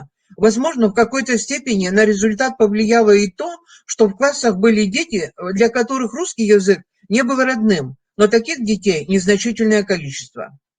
А также мониторинг показал, что в рейтинге ценностей современных школьников оказывается вне поля зрения важнейшее для духовной жизни понятие – мир, вот вы видите на слайде, мир как состояние, любовь, труд, природа, Бог в их жизни – второстепенное понятие, эгоцентризм, эгоизм, индивидуализм, качества, приговоренные к осуждению лучшими представителями русской культуры, учеными, писателями, государственными деятелями, сегодня занимает первое место в иерархии ценностей молодых людей. И это очень печально. По словам профессора Татьяны Леонидовны Мироновой, есть такая формула, цитирую ее: «Картина нашего языка – это картина нашего мира». Как язык описывает мир, по этим законам, в этих рамках и живем. Мы, русские, живем в своей картине мира, в отличие от других картин мира, других народов. В частности, пишет Татьяна Леонидовна, западные языки, английский, немецкий, французский, не знают слова «совесть». У них есть слово «самосознание», но слова «совесть» нет, оно отсутствует. В русском языке это доминирующее понятие, и никуда от него не деться. Человек бессовестный равносилен подонку, ничтожеству, уроду. Он уродился не туда. Позволим еще один пример из ее исследований. У нас есть слово «благородство». Что это такое? Благородный человек – это человек, рожденный от благого рода, на котором есть благоволение Божие. Благо – высшее Божие добро. А, например, в новосделанном украинском языке, по образцу польского языка, вместо слова «благородство» введен польский термин «шляхетчество». Шляхетчество в новой украинской языковой картине мира это и означает благородство. Что такое шляхетчество? Происхождение из богатого, знатного, но мы сомневаемся, всегда ли и часто ли, не из благородного рода. И когда изменяются эти акценты, изменяется взгляд на благородство в языковой картине мира, то что-то изменяется и в сознании людей. На основе вышеизложенного позвольте сделать некоторые выводы. Итак, национальная самоидентификация – важнейшее условие формирования личности. Она формируется на основе языка и культуры. Основой самоидентификации является культурная доминанта, несущая в себе духовно-нравственные ценности, дорогие большинству этноса, именуемые в русской цивилизации как русскость. Задача педагогов и воспитателей, на мой взгляд, это содействие наполнению вот этой культурной доминанты. Ученые, философы, люди духовные, связывая судьбу будущего России и русского человека и других народов, проживающих в Российской Федерации, с сохранением и привитием у молодого поколения духовных ценностей. Сила России прежде всего не в экономической и военной мощи, а в единстве национального духа, не в материальных благах, а в духовных. Доминанты национального самосознания в идиомах языка. Они чудесным образом воспроизводятся десятки тысяч лет и становятся определяющими в поведенческо-коммуникативной практике его носителей. Именно об этом писали 100 лет тому назад и Федор Михайлович Достоевский, и Константин Леонтьев, и Иван Ильин, и другие русские религиозные общественные деятели. Именно об этом предупреждала и предупреждает Русская Православная Церковь. Тревога многих людей по поводу состояния молодежной среды и их нравственных ориентиров вполне обоснована. Вопросы о культурном развитии и национальной самоидентификации современных школьников всегда должны быть в поле зрения воспитателей и властей. В пространстве циничного сознания, навязанного бесстыдной Европой, только православная церковь может нам вернуть утраченные главные человеческие ценности. Ценность личности, семьи, чувство патриотизма и ответственности перед Богом, и значит перед своей совестью. То есть поможет вернуться человеку в сферу добра и любви. Сфера добра, как подчеркивает академик Дмитрий Сергеевич Лихачев, плотно связана с традициями родной культуры, с культурой человечества, с прошлым и будущим. От каждого из нас требуется внимание и к истории своей и мировой, и к культурным ценностям, накопленным всем человечеством. Я представляю в следующем слайде стихи. Это, не буду их цитировать, четверостишие было процитировано выше, объясняет только, почему я стихи предлагаю и для дальнейшего обсуждения, и для работы с детьми. По выражению Ольги Анатольевны Жуковой, культуролога, религоведа, для русской культуры характерна особая форма человеческого самосознания, художественная, которая интегрирует различные духовно-исторические события в единое целое. Предложение к резолюции я представляю в оргкомитет конференции, не зачитывая, чтобы не злоупотреблять временем и вниманием слушателей. Я благодарю за внимание и терпение. Эти предложения уже обозначены в тексте самого доклада. Также я предлагаю, это следующий слайд, свой адрес электронной почты для того, чтобы вы могли обратиться и с вопросами, и с просьбой о методической помощи. Я всегда рада вам помочь. Благодарю всех за внимание. Спасибо. Спасибо, Нина Михайловна, за очень прекрасный доклад, за содержательные предложения. Я думаю, что действительно ваш доклад будет таким несомненным для обсуждения и в детских, и в коллективах учителей, для того, чтобы определиться с приоритетами, которые вы сейчас здесь нам обозначили. Спасибо еще раз, Нина Михайловна. Благодарю на добром слове. Так, приглашаем Гаврилову Марину Владимировну, учителя русского языка и литературы средней общеобразовательной школы номер 39 города Воркуты. Путь к русской классической литературе через православие. Марина Владимировна, вы на связи? Есть? Ага. Так. Мы вас рады слышать и видеть, Марина Владимировна. Не включен. Сегодня мы живем в мире перевернутых ценностей. Всепроникающее давление средств массовой информации. Бесконечные призывы «ты этого достойна». Результаты влияния этой вакханалии не только на детей, но и на взрослых мы видим ежедневно.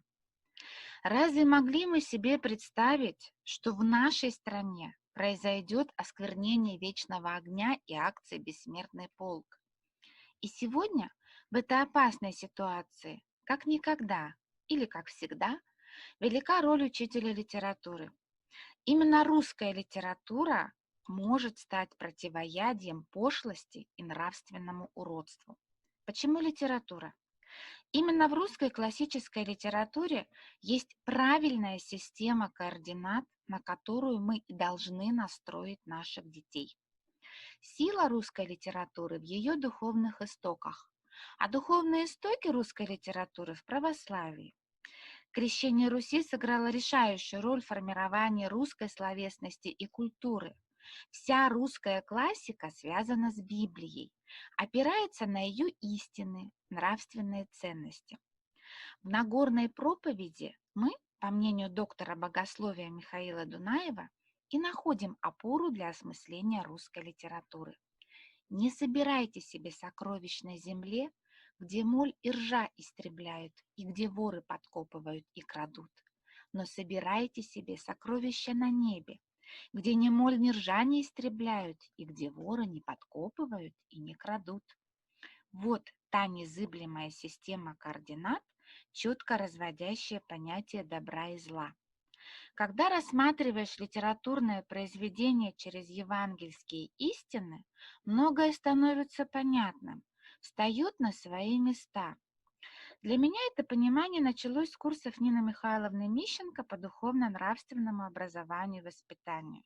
Именно от Нины Михайловны я услышала, что обращение к Священному Писанию вводит произведение нравственную меру, что к слову на Руси относились настолько серьезно, что люди духовные работу над книгой предваряли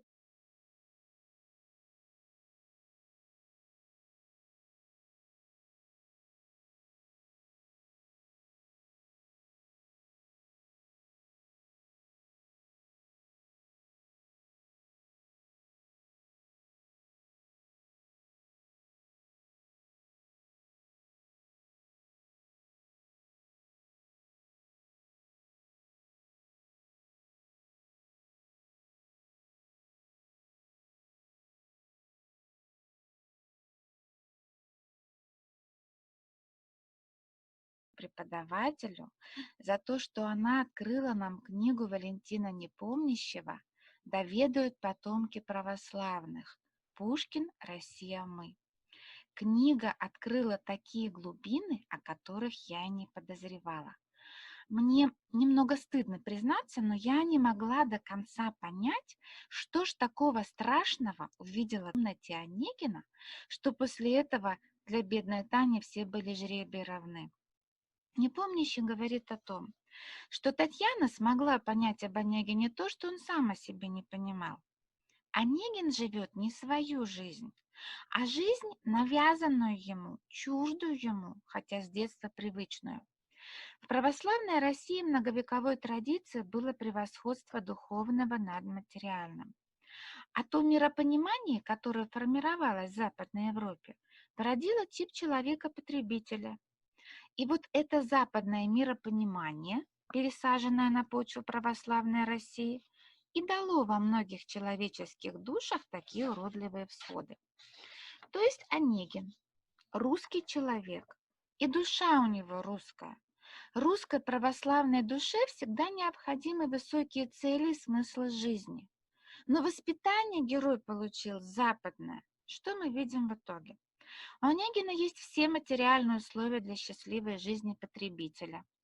Он ведет образ жизни, которому сегодня позавидуют многие, а он несчастлив.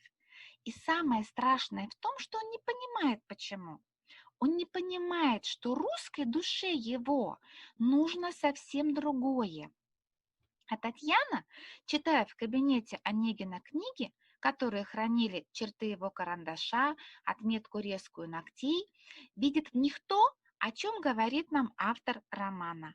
Она ощущает духовную драму европейской культуры и цивилизации, утрачивающей христианские идеалы, скатывающиеся к культу эгоизма и потребительства. Мир иной, который открылся Татьяне, это не просто мир других интересов, это мир перевернутых ценностей.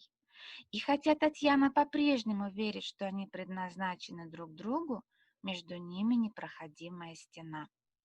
Анализируя роман, Непомнящий пишет о том, что роман Евгений Онегин не только о любви, но и о судьбе России. Это вопрос о нашей национальной идентичности. Что есть Россия? Несчастная страна, терпящая неудачи в строительстве рая на земле, где исполняются все прихоти и похоти? Или это место, где не все подвластно безнадежному эгоизму, где не вовсе утерян христианский идеал, могущий спасти человечество от грозящего ему тупика? Останется ли Россия Россией? Вторым автором, который помог мне понять глубинную суть русской литературы, стал Михаил Михайлович Дунаев, профессор Московской духовной академии, доктор богословия, доктор филологических наук. Его книга «Вера в горниле сомнений» издана по благословению святейшего патриарха Московского и всея Руси Алексия II. В этой книге в более сжатой форме представлено то, о чем подробнее можно прочитать в шеститомнике Дунаева «Православие и русская литература». Книги Дунаева – верные соратники в той борьбе за души детей, которая идет постоянно. Автор предлагает систематизированное изложение отечественной словесности в православном осмыслении. Конечно, и учителю нужно приложить усилия, чтобы понять мысли автора и подумать, как донести неискаженный смысл произведения до ребят, таких разных в своем духовном развитии. Своим ученикам я говорю: среди вас есть верующие люди, есть и те, кто очень далек от религии церкви. Но Россия приняла православие более 1000 лет назад. И именно православие – основа русского миропонимания и русского способа бытия в мире. И мы не можем рассматривать историю, культуру, литературу России отдельно православия. По сути, православие наделяет человека высокой целью и смыслом, дает ему правильные жизненные ориентиры. Тот стержень, что помогает человеку сохранить свою душу бессмертную. Именно об этом и говорит нам русская литература. Многому мне самой еще надо учиться, многое осмыслить, но я понимаю, если я не буду говорить об этом детям, они могут вообще никогда этого не услышать. И поэтому из урока в урок разными словами пытаюсь донести до ребят: не собирайте себе сокровищ на земле. Вон Акакий Акакевич поставил во главу угла шинель. И что? Нет шинели, и не стало человека. Не может вещь быть смыслом жизни. К сожалению, результаты работы учителя по духовно-нравственному воспитанию сложно измерить. Но если мы когда-нибудь услышим, что наш ученик, к примеру, пожарил шашлык на вечном огне, значит, что-то мы сделали не так. Мне нравится мысль автора книги «Записки сельского учителя» Николая Алексеевича Лобастова. Нарисуем на доске человеческую фигуру, без руки, и спросим учеников: правильно нарисовано? Они ответят: нет, не хватает руки. А как вы догадались? Мы знаем, каким должен быть человек. Так и в духовной сфере человека. Существует цельный образ его. А в жизни встречается множество искажений. Задача учителя в том, чтобы ученики вышли с урока с твердым знанием того, как выглядит полноценный человек, не только физически, но и духовно. В завершении хочется всем нам напомнить слова, прозвучавшие более 100 лет назад. Один только преподаватель литературы имеет возможность связать в одно все гуманитарные науки, обобщить их широким философским мировоззрением и пробудить таким образом в сердцах молодых слушателей стремление к возвышенному идеалу. В России эта задача, естественно, выпадает на долю преподавателя русской словесности. Спасибо за внимание.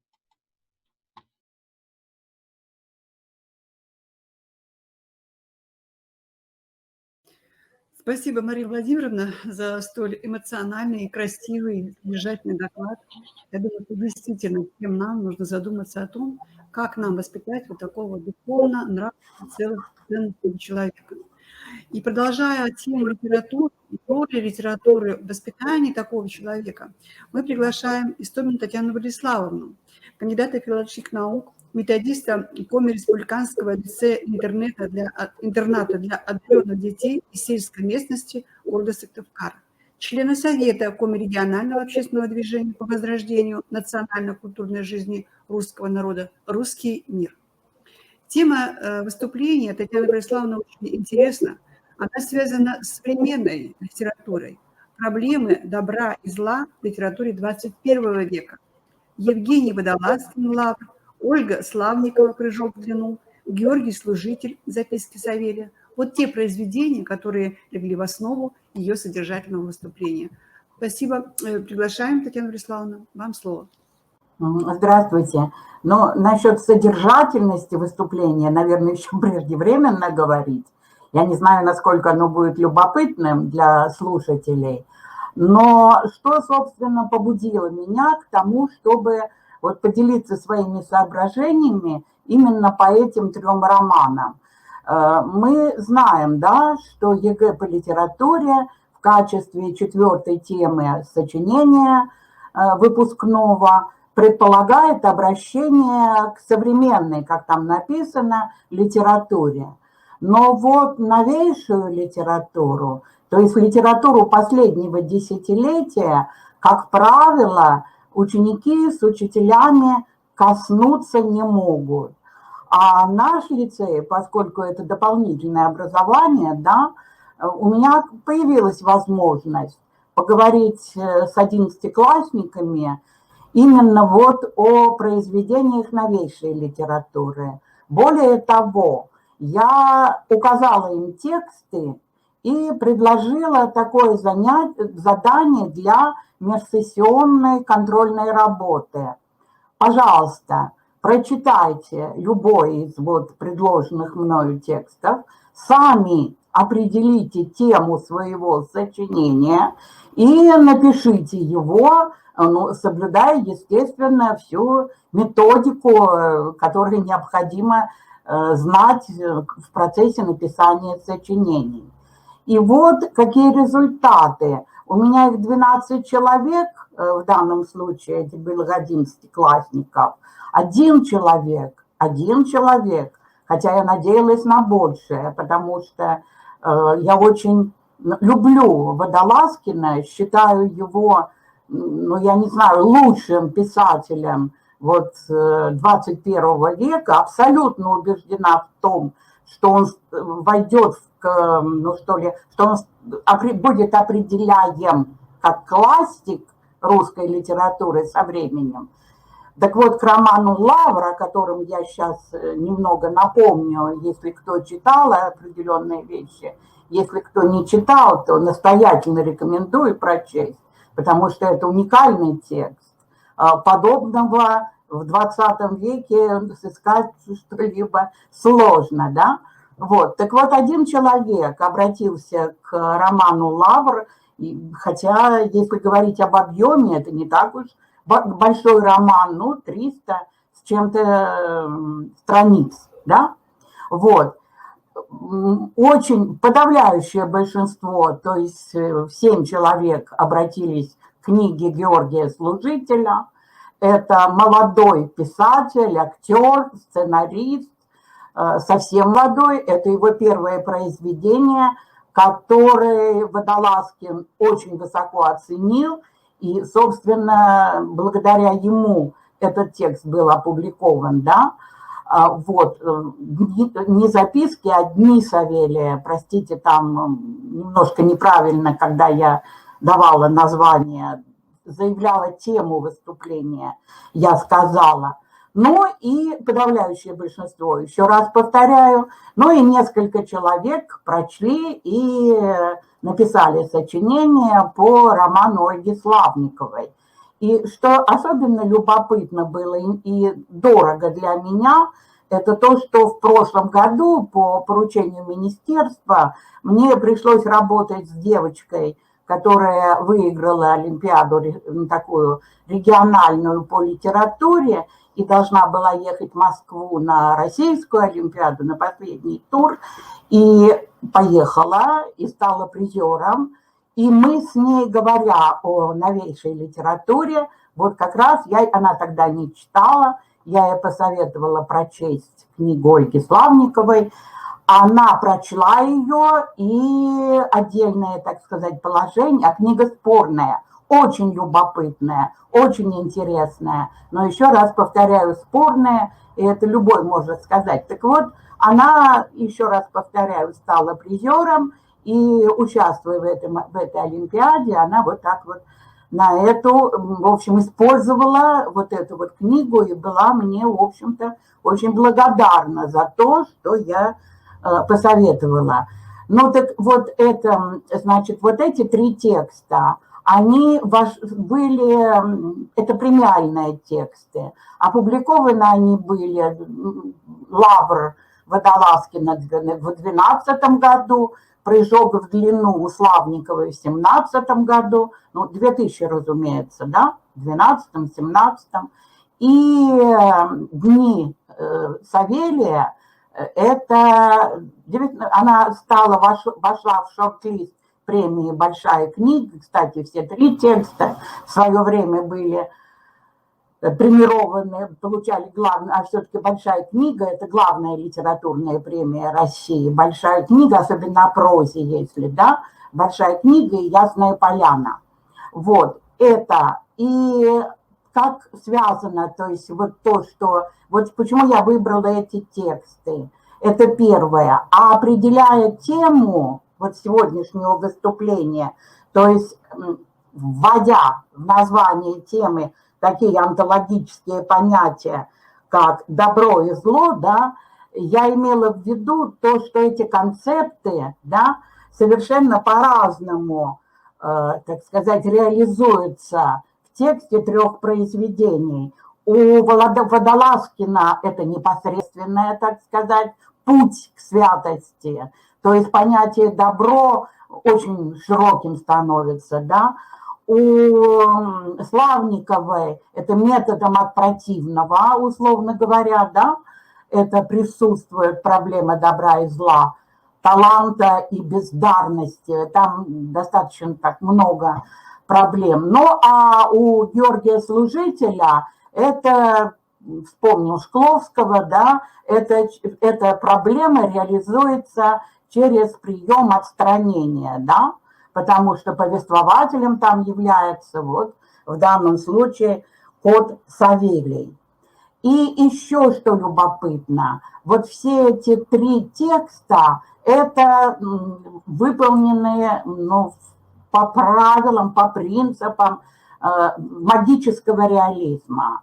А магический, метафорический реализм – это то понятие, которое вообще-то возникло еще в 60-е годы 20 века в Европе, и наиболее ярким произведением так называемого магического реализма стал, естественно, роман Маркеса, да, «100 лет одиночества».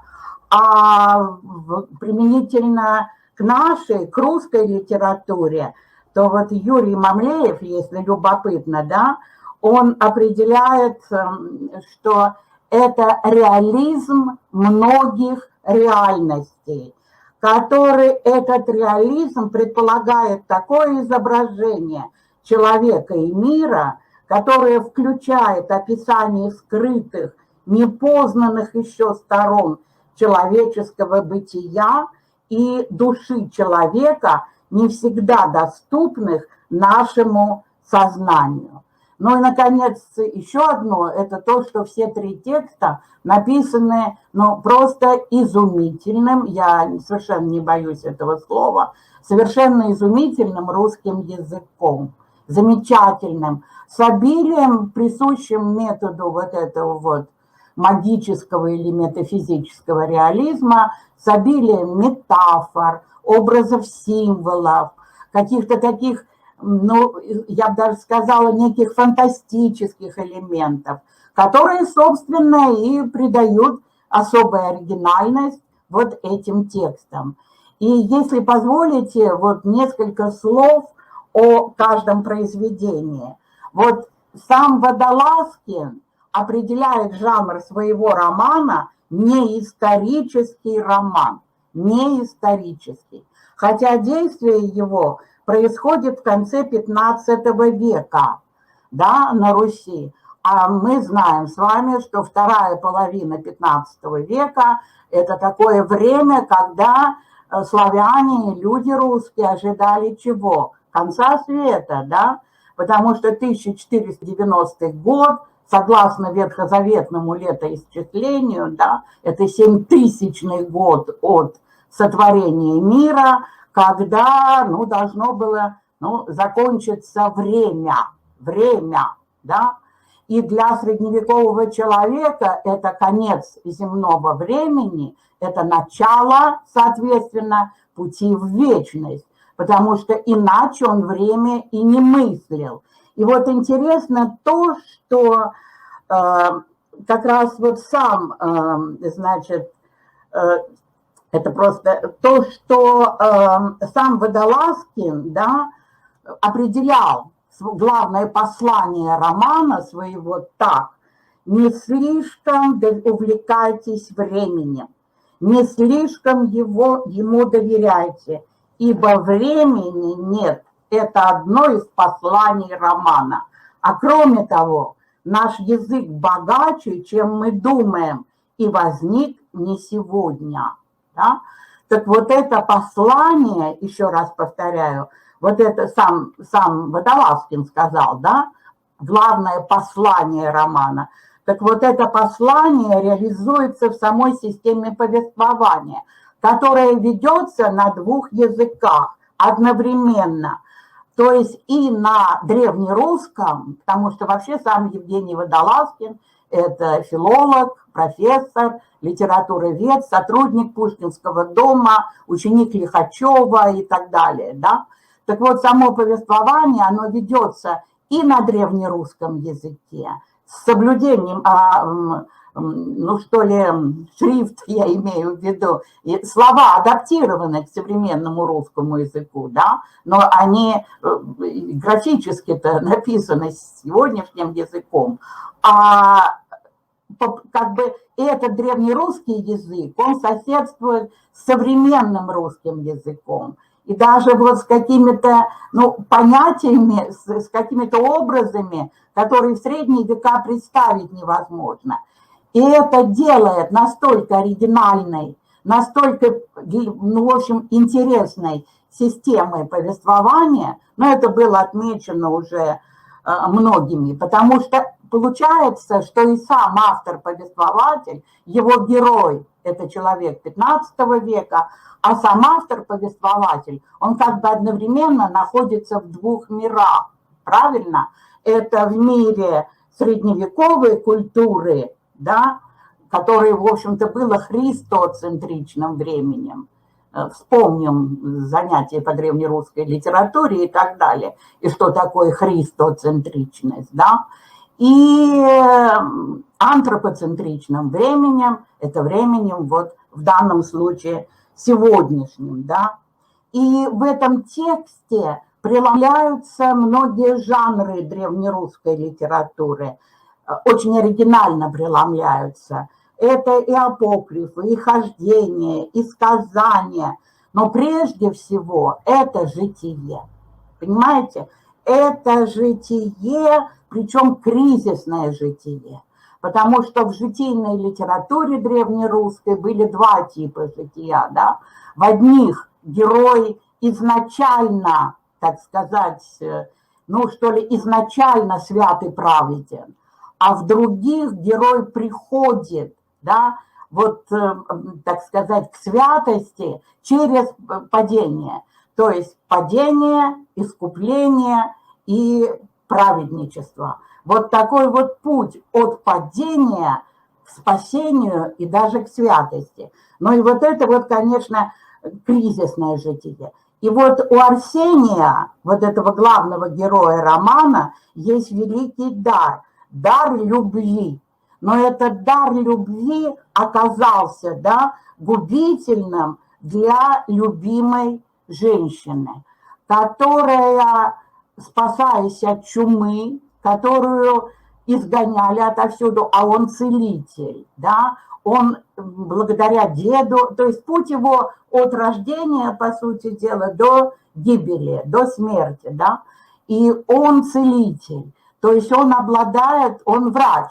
Ну, можно было бы сейчас много говорить о разнице понятий врач и целитель в средневековой культуре, но это займет много времени, а я и так боюсь его, так сказать, ну что ли, излишне занять, да, вот. И вот он молодой еще, оставшийся в данном случае сиротой человек, он эту женщину, которую, девушку, которую гонят отовсюду, а он ее спасает. Она оказывается у него, в его, собственно, теле, да, и он, ну, то есть их связывают, они полюбили друг друга, и она во время родов умирает. И он чувствует себя главным виновником. Умирает и она, и умирает и ее ребенок. И он убежден в том, что это произошло потому, что не было благословения Божьего. То есть не было венчания, не было, не было, самое главное, исповеди, причастия, да. То есть тем самым он совершил главный грех и закрыл ей путь к спасению. Потому что покаяние возможно только до тех пор, пока человек находится в своем телесном обличии. Посмертное покаяние невозможно. И вот он главную цель своей жизни видит в том, чтобы стать Устиньей. Поэтому он берет себе другое имя Устин. Стать Устиньей и своей жизнью, своим самоотречением, своей любовью к людям, ну, как бы спасти ее душу. То есть дать, ну, он верит в то, что это для него возможно, если он станет ею. И вот вы знаете, вот здесь получается так, что любовь, да, она утрачивает вообще в любви, и это говорит герою один из юродивых, потому что он там, меняя имена, он становится и целитель, и юродивый, и паломник в Иерусалиме, и, наконец, отшельник, последний его им, Авросий, когда он постригается в монастырь, и отшельник, когда он схиму, так сказать, становится схимником. И он преодолевает вот этот вот эгоизм любви. Мне очень понравилась эта мысль, понимаете? Эгоизм любви. Потому что оказывается, что вот такая вот подлинная любовь, да, самое главное, как это подано, как это интересно, что подлинная любовь – это любовь самоотречения. Это любовь, направленная целиком и полностью на других людей, на спасение людей и так далее. И вот самое главное, еще раз повторяю, вот я уже, по-моему, сказала об этом, да, что время, еще раз повторяю, что существует, получается так, что вечные ценности – это добро, любовь, самоотверженность, они живут вне времени и пространства, о чем, собственно, и говорит вот это единение двух языков, что никогда ничто не может быть потеряно безвозвратно. И книга это своего рода мост от древности к современности, ясная и светлая, как икона Северного письма. Уже проверено, что восприятие ее именно в таком качестве, как икона, повторяю, Северного письма, да, целительно, как для высокого интеллектуала, филолога, так и для человека, практически незнакомого с древнерусской литературой, то есть для современного школьника. И получается так, что вот этот вот в данном случае, ну, центральная мысль, что жизнь – это дар Божий, и она важна во всех проявлениях. Это единый поток бытия, в котором телесная смерть – это не исчезновение, а только переход в иное пространство, в иное бытие. Вторая книга, похоже, что у меня все-таки есть еще время, да? Вторая книга – это книга Ольги Славниковой «Прыжок в длину». Это произведение, которое на современном материале поднимает вот эту проблему добра, зла, предопределения судьбы, таланта. То есть Ольга Славникова, она пытается как-то, как сама она говорила, постичь феномен добра и главное его проявление – жертвенность. И вот возникают такие вопросы, на которые автор ставит. Да? Может ли подвиг стать проклятием? Обратите внимание, парадоксально, да? Но тем не менее, может ли подвиг стать проклятием? Насколько далеко простирается твоя ответственность за другого человека? Может ли добро всегда побеждать зло, как в сказках? Или добро никогда не победит зло, потому что у него нет кулаков, да? Это как бы своего рода ответ на стихотворение Станислава Куняева 59 года, которые часто до сих пор еще используют, что добро должно быть с кулаками, добро суровым быть должно, чтобы летела шерсть клоками со всех, кто лезет на добро. Да? Собственно, сам Куняев позднее, это юношеское его стихотворение, и позднее он сам себя опровергал. Но, тем не менее, так сказать, стихи это были написаны. Так вот, добро с кулаками, конечно, это вся логика романа об этом говорит, добро с кулаками в принципе быть не может. Добро в этом земном мире, в этой нашей жизни и раньше, и всегда, и теперь никогда целиком не победит зло. Вот это вот вывод из романа, да. И даже, ну что ли, слава Богу, что в этом мире есть хоть какое-то добро, да. Так вот, главный герой романа – это чрезвычайно талантливый спортсмен Олег Ведерников, который, собственно, претендент, будучи еще совсем молодым, претендент на европейского чемпиона. Более того, тренер его считает, что он и олимпийским чемпионом будет, несомненно. Он легкоатлет, да. И вот это легкоатлет, который, вот тут тоже это фантастика, потому что магический реализм, он всегда создает некую такой вот элемент фантастичности, да. Так вот, когда он прыгает, совершает свои прыжки в длину, то он чувствует, что внутри его какая-то есть пружина, которая приводит к левитации.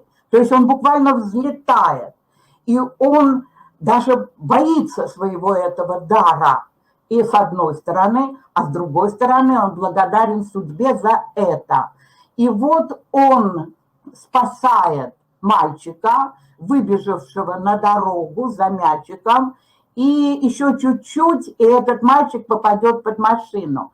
И вот Олег делает свой кульминационный прыжок, от которого ждал от него тренер. Он, по сути дела, устанавливает мировой рекорд, спасая мальчика и потеряв ноги. То есть одна нога у него по колено, отрезают ее, а вторая нога щиколотку. То есть он фактически становится инвалидом. И вот он сам спрашивает себя, это было сознательно? Нет, это не было, вот распрямилась эта пружина, которая в нем была, да, и был этот прыжок бессознательный. Он в этот момент никого даже не собирался спасать, да, но получилось так, что он становится спасителем. Более того, его, благодарят его родители этого мальчика, учителя, он только что кончил школу, которые учили его, делают из него, чуть ли не святого, то есть приглашают его в школу, когда он там уже начинает понемногу ходить на протезах и так далее. А мальчик этот, которого он спас, оказывается, по сути дела, негодяйчиком. Он так его и называет, негодяйчик. Он не спрашивает себя, надо ли было его спасать. Он только, с ужасом видит, что не сумел он, хотя он приходит и к дяде Олегу, этот Женечка, в процессе своего роста, а время романа – это 15 лет. От 18, которое было Олегу, когда с ним случилось это, ну и вот прибавьте 15. А мальчику этому было 5, и он становится 20-летним. Но это удивительно приземленный, просто фантастически приземленный человек, этот Женечка. Он посредственность предельная, которому интересно только то, что приносит деньги. Карты, наркотики, торговля, неважно, но только то, что деньги приносят. И он однако, свое существование он воспринимает как исключительную ценность. Он совершенно не способен к рефлексии. И ему парадоксальным образом все удается. Понимаете, у него появляются, и вот в нем как-то парадоксально, у него появляются деньги, в нем как-то парадоксально соединяются и какое-то, ну что ли, и без какой-то бескорыстия и наглость, щедрость, когда он буквально готов поделиться деньгами, испытывая при этом наслаждение, обман и раскованность и беспринципность. И он даже не задумывается о том, что самим существованием своим он губит все прекрасное и талантливое, что встречается на его пути. А люди, тем не менее, к нему тянутся. Почему? Потому что ореол везучести, а ему всегда почему-то везет, да, во всех его этих гнусных делишках. Так вот, Славников очень любопытно, очень интересно это показывает, что ореол везучести, да, он притягивает к себе людей. Несмотря на то, что везучесть этот за чужой счет. И каким-то парадоксальным образом судьба его хранит, да. И хотя, еще раз повторяю, он много, ну, как-то выживает, не буду говорить о деталях, это времени, получается, не получится у меня, но он выживает, принося, опять же, неосознанно, принося вот, боль и страдания другим. Вот так. И тем не менее он торжествует. И вот тогда, когда уже Олег всячески, повторяю, рефлексирующий человек молодой, всячески уклоняющийся от какого-либо прославления, считающего жизнь свою конченной, он вдруг встречает, не ожидая даже, встречает свою любовь со странным именем Кирилла, да, которую зовут Кира, и которая тоже инвалид. То есть у нее тоже нет одной ноги, но она создала благотворительный фонд, она выступает по телевидению, она, ну, считает необходимым, ну, как-то помогать инвалидам, прежде всего помогать обрести веру в жизнь, да. И вот это вот она делает добро. Но опять же, вот это вот характерно для Славниковой, это добро, оно приобретает какую-то, ну, я не знаю, коммерциализованную, что ли, функцию. Вот этот вот вроде благотворительный фонд, но там откуда-то какие-то деньги. Ну, в общем, короче, вот это вот относительность этого добра. И эта проблема тоже как-то вот возникает в данном случае в романе. И что происходит в финале? А в финале там много и других нюансов, проблем, я уже не буду говорить.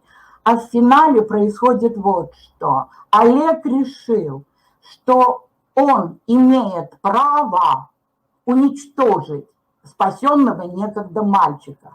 Уничтожить, потому что он несет, сам, так сказать, будучи удачливым и прочее, прочее, он несет боль и страдания людям, и в том числе и Кире, которая, спасая его, она не первая, кто его спасает в разных ситуациях, еще ломает руку, долго находится в больнице и так далее. И он решает нанять киллера, чтобы покончить с этим Женечкой, с этим негодяйчиком, как он его называет.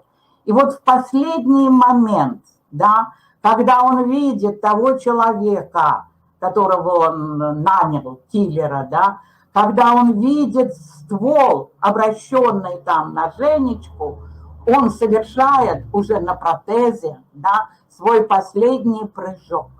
Последний прыжок в длину и принимает на себя пулю, которая выпущена из этого оружия, да. То есть он опять спасает, вот в этом парадокс, что есть жертвенность вообще, и что есть вообще подвиг, и что есть спасение. Все эти однозначного ответа нет, но проблемы поставлены чрезвычайно интересно в этом романе, небольшом по объему, да.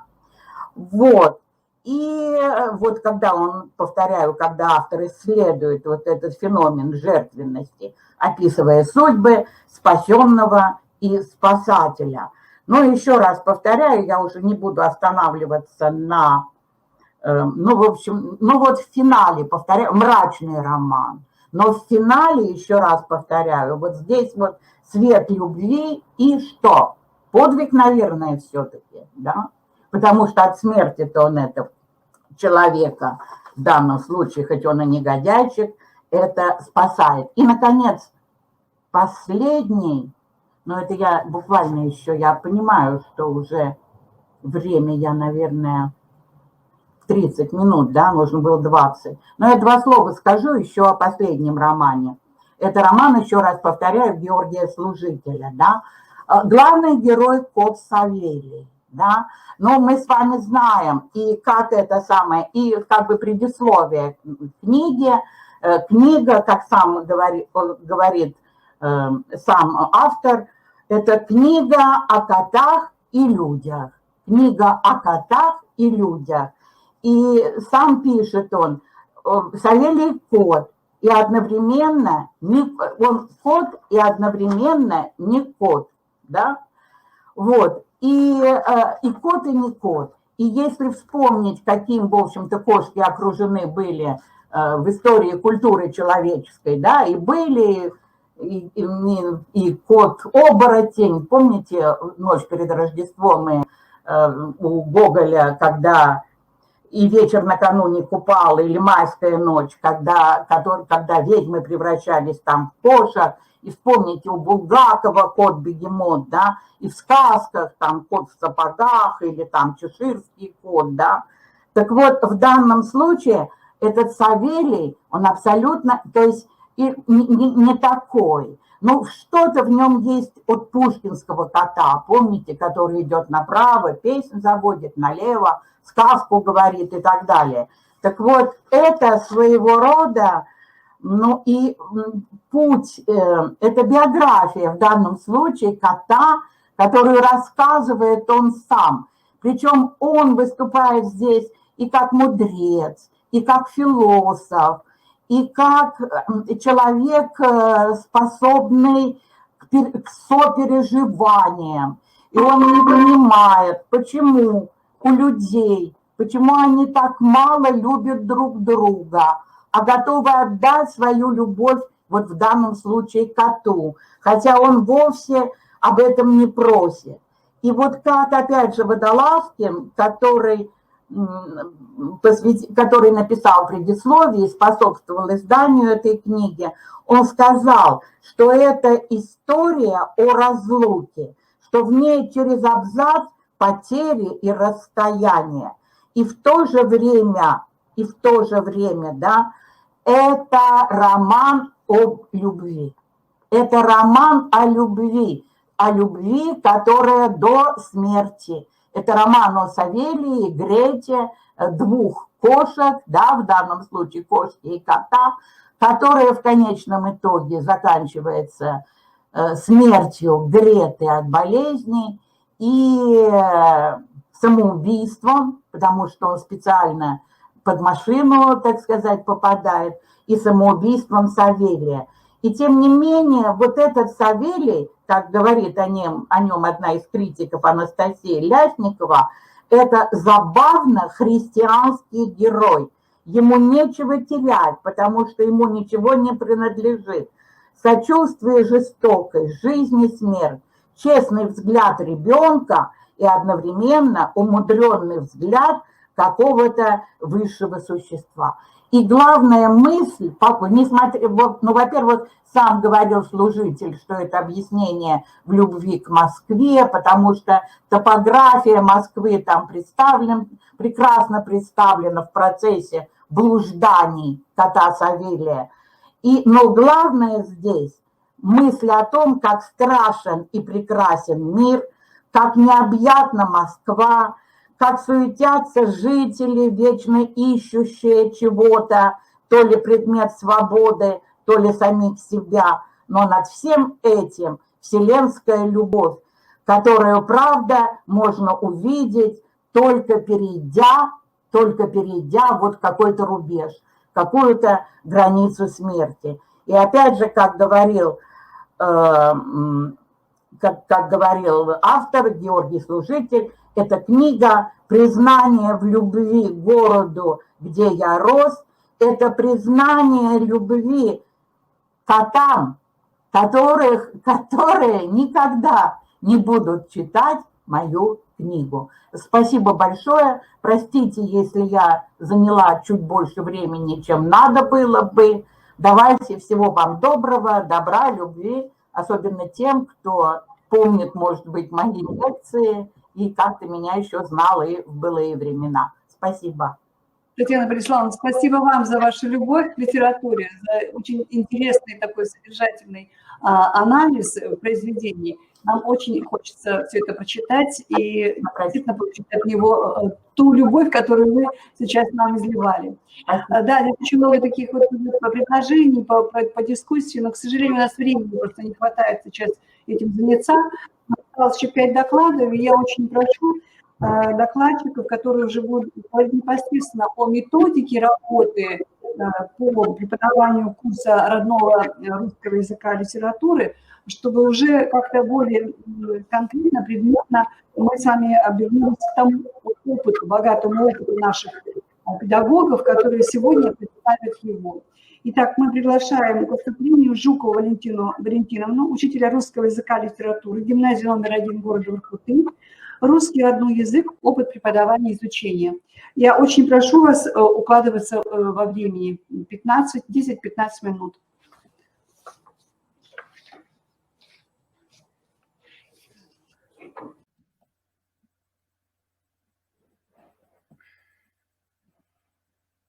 Сейчас презентация загрузится. Так. Здравствуйте, уважаемые участники конференции. Поздравляю всех с праздником Вознесения Господня. Сейчас я изложу мое понимание причин необходимости введения предмета русский родной язык и небольшой свой опыт преподавания этого предмета. Начну с предыстории введения предмета. Школьники, учителя, родители все ощущают неблагополучное состояние преподавания русского языка в школе. От русского человека часто можно слышать, что русский язык самый трудный, что он не любит русский язык. Русский язык как предмет школьного преподавания низведен до уложения о наказаниях, до зазубривания запутанных правил орфографии и пунктуации, номеров орфограмм. В таком примитивном понимании школьный предмет не может вызвать ни интереса, ни уважения, а вызывает лишь скуку и страх. Вот к таким последствиям привела орфографическая концепция преподавания русского языка. То есть школьник постоянно слышит на уроках и читает в учебнике: выучи, запомни. Иногда предлагают запомнить алгоритм, чтобы узнать, какое окончание следует писать. Надо сначала определить род, число, падеж, склонение, а затем посмотреть в таблицу. Складывается такое впечатление, что перед нами робот, а не живой ребенок, который уже к 3-5 годам овладел основными грамматическими категориями родного языка стихийно. Углубляется экологический кризис русской языковой и духовной культуры, падает практическая грамотность, даже у студентов филологических факультетов. Психологи и психотерапевты отмечают резкое снижение среднего уровня психического развития школьников, снижение способности связывать звуковой и зрительные образы, слово со смыслом. А между тем в середине XIX века отечественные ученые и методисты уже сформулировали совершенно иной подход к задачам преподавания русского языка. Родной язык так сросся с личностью каждого, писал Федор Иванович Буслаев, что учить оному значит вместе и развивать духовные способности учащихся. Совсем не для усвоения правописания следует изучать грамматику родного языка в школе. Многие науки обогащают сознание дитяти, давая ему новые и новые факты, писал Ушинский. Грамматика начинает развивать самосознание человека. Она является началом самонаблюдения человека над своей душевной жизнью. Итак, падение престижности родного русского языка как предмета школьного образования началось уже в 20-е годы XX века. Это было связано с созданием единой трудовой школы, где готовили рабочего к станку, бездумного винтика, безвольного исполнителя чужой воли. В более поздний советский период процесс дегуманизации образования и воспитания молодежи продолжался. Но вот, наконец, в 1931 году вышло историческое постановление ЦК. Оно восстановило отвергнутый лингводидактикой догматический метод преподавания родного языка. Федор Иванович Буслаев, Константин Дмитриевич Ушинский, Федор Федорович Фортунатов и другие представители русской педагогической лингвистической мысли обосновали, развили и пропагандировали эвристический метод преподавания родного языка. Согласно этому методу, учащиеся учились учиться. У них формировались навыки наблюдения и самонаблюдения, систематизации и обобщений. Они учились самостоятельно делать выводы и формулировать правила. В 30-е годы программа включала такие разделы, как работа с книгой, работа с газетой, устная и письменная речь. Программа по русскому языку и словесности большое внимание уделяла обучению чтению в обширном значении этого слова. До сих пор в цивилизованных странах Европы и Америки языковое образование занимает до 55% учебного времени 12-летнего среднего образования. Так же было и у нас в России. Выпускник русской царской гимназии обучался тоже 12 лет, и 55% учебного времени усваивал несколько языков и был начитан в текстах на разных языках в подлиннике. Родной язык и классическая русская литература, церковно-славянский язык и древнейшие тексты славянской письменности. Он знал наизусть множество текстов современного церковного обихода, молитвы, псалмы. Знал древнегреческие и латинские языки и тексты античной литературы, поэзии, драматургии, образцы античного ораторского искусства. Владел французским и немецким языками, на которых знакомился с современной европейской литературой и наукой.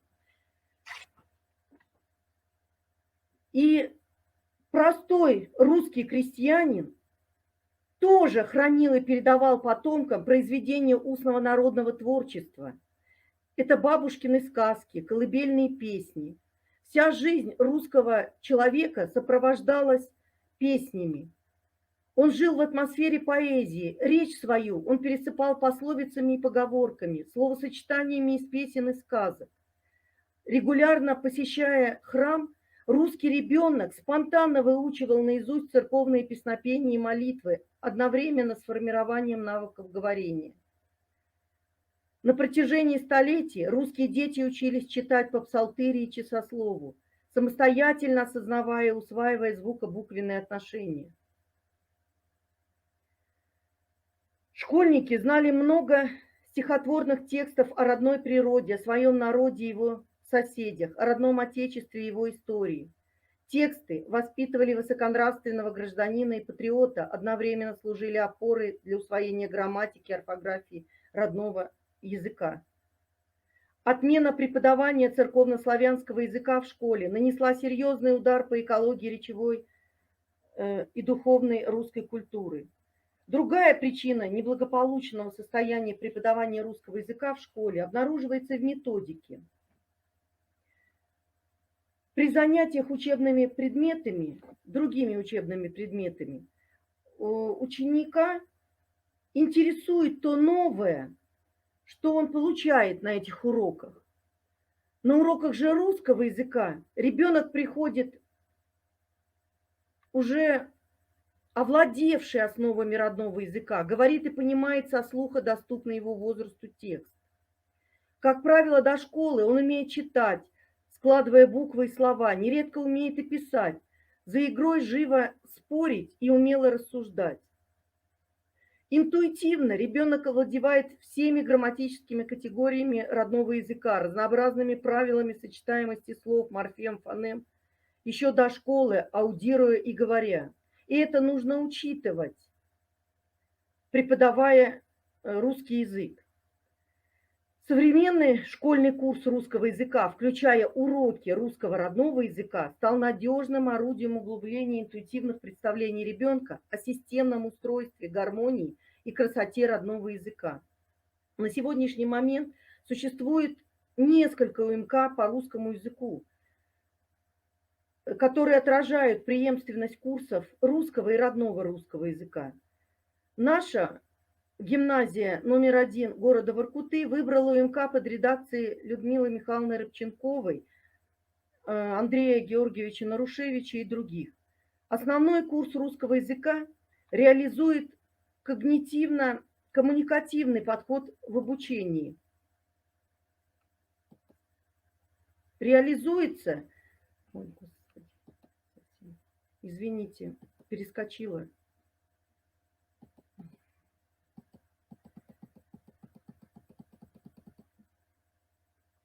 Ладно, продолжу. Итак, реализуется метатекстовая подача учебного материала. Нет абстрактной, не воплощенной в текстах грамматики литературного языка. Нет словаря самого по себе. Есть определенные законы, усвоение которых необходимо как для понимания, так и для расширенного воспроизводства текста. Следовательно, основной задачей школьного курса литературного языка должно быть изучение образцовых текстов. В связи с этим изучению грамматики, усвоению правил орфографии и пунктуации отводится подчиненная более высоким целям роль. Углубленного осознания структуры родного языка и его специфики можно достичь, лишь опираясь на основные принципы современного языкознания, принцип системности и принцип историзма. Вот эти принципы учтены в УМК Рыбченковой и соавторов. По основному курсу родного русского языка. Структура параграфов в учебниках этих авторов, как основного курса, так и курса родного русского языка, является способом организации познавательной деятельности учащихся. Фиксированный формат учебника и система предметных рубрик тоже позволяет более эффективно изучать языковой и речевой материал и связывать его с другими науками – историей, этнографией, культурологией.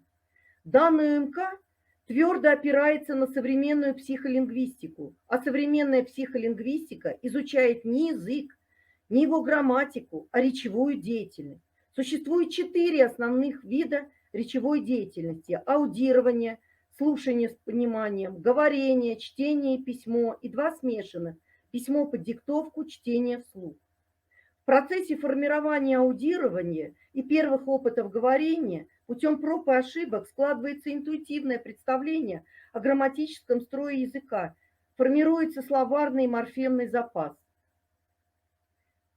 Следовательно, не беспредметное развитие речи и не только чтение образцовых текстов русской классической литературы, а тем более не зазубривание правил грамматики, орфографии и пунктуации, а совершенствование всех видов речевой деятельности в их теснейшей взаимосвязи и должно стать центральной задачей школьного курса русского языка.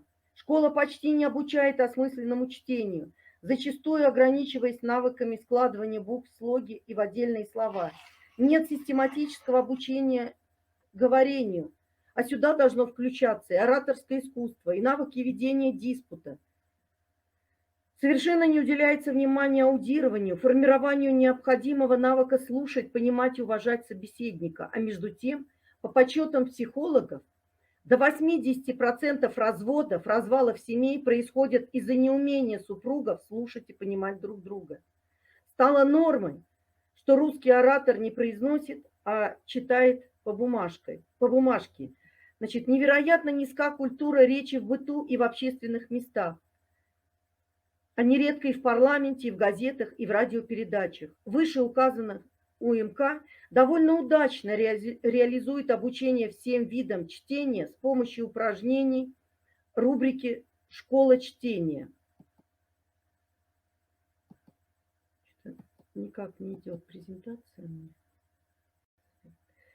Первостепенная задача современного образования и воспитания заключается в формировании духовно развитой, богатой духовной личности, в формировании современного мышления, современного представления о целостности, взаимосвязи и взаимообусловленности, о системном устройстве явлений природы, общества и прежде всего языка. Для этого в предлагаемых учебниках существуют такие рубрики, как лингвистические заметки.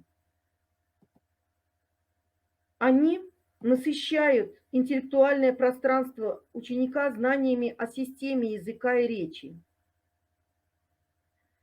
фактами из истории языка, лингвистическими задачками, предлагающими сопоставить языковые явления в нескольких языках, текстами с пропусками букв и знаков препинания.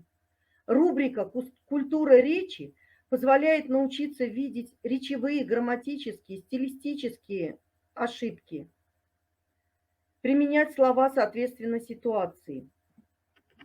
Немаловажное значение в содержании учебника отводится работе со структурированной информацией. Дорогая Валентина Валентиновна, Здесь время у нас представлены уже истекает, 15 минут. различные... Пожалуйста, обобщайте. Это уже время, да? Да, 15 минут прошло. Обобщайте, пожалуйста, ваше выступление.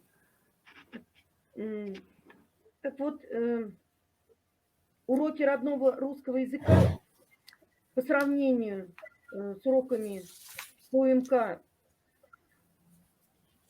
Рыбченковой, по сравнению с основными уроками русского языка, продолжают развивать ребенка в том же направлении. Мы видим ту же структуру параграфов, те же рубрики, а некоторые рубрики даже превратились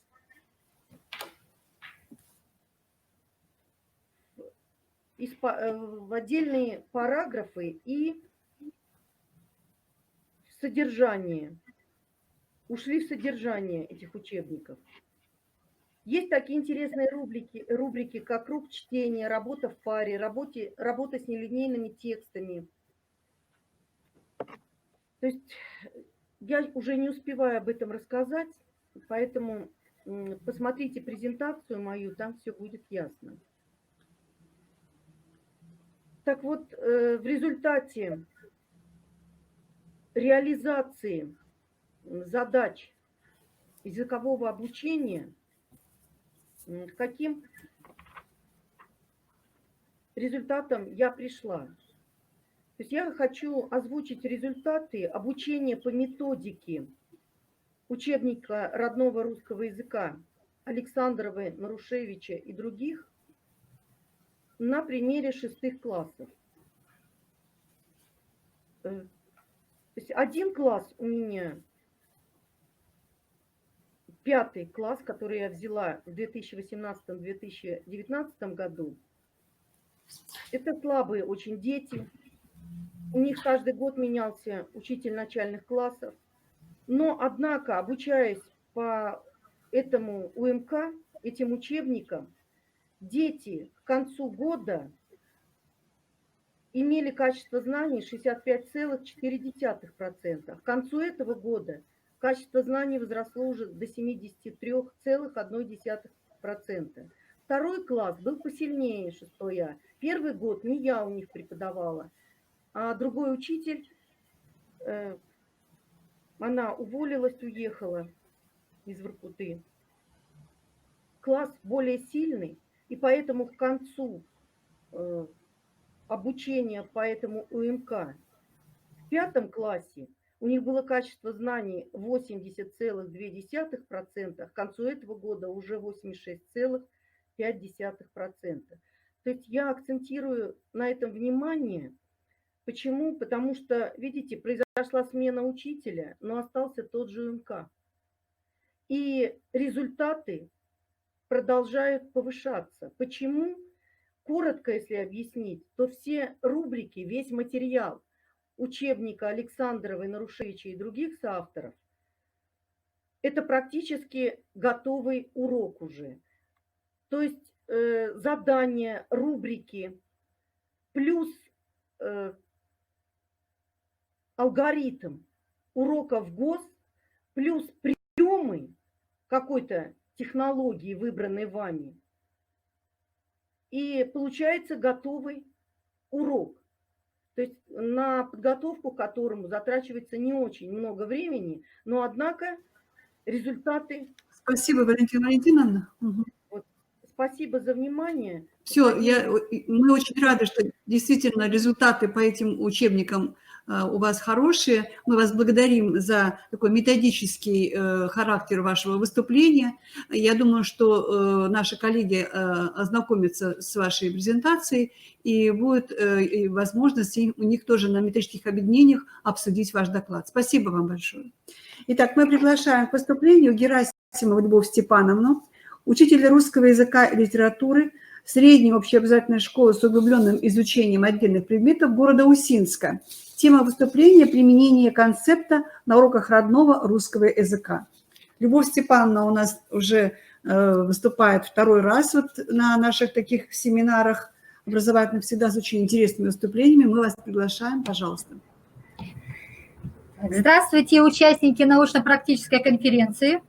Думаю, меня хорошо слышно, потому что это тоже немаловажный фактор уважительного отношения к культуре нашего языка. Тема моего выступления – это применение концепта на уроках родного русского языка. Введение в учебную программу предмета дал возможность учителям воспитать ценностное отношение к языку как хранителю культуры и развить у обучающейся культуру владения родным языком во всех его функциональных возможностях. Именно на таких уроках появилась возможность у предметников расширить у учащихся представление о языке, о его использовании как в устной, так и в письменной речи. Поэтому применение концепта обогатит их словарный запас. Перед тем, как обратиться к понятию концепта филологии, объясню это понятие простым языком. Концепт – это когда с разных сторон рассматривается слово, благодаря которому получается целостное представление о слове, его применении и функциональных возможностях.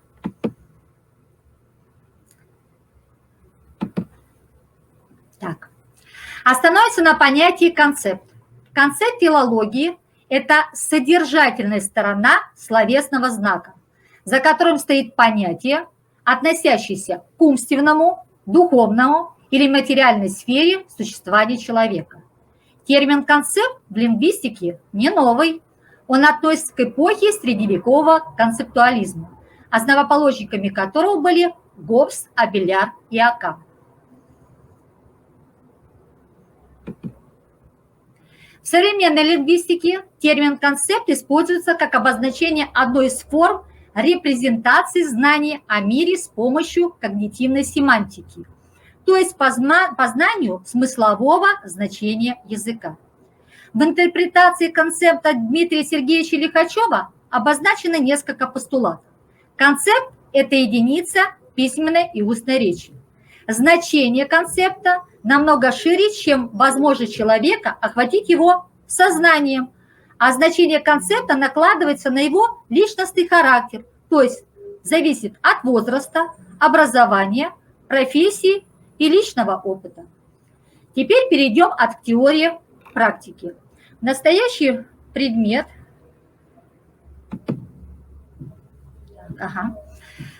В нашем предмете отведены часы на такие разделы или блоки, как язык и культура, культура речи. Именно там наиболее эффективно применение концепта, так как мы подробно изучаем и расширяем представление о слове.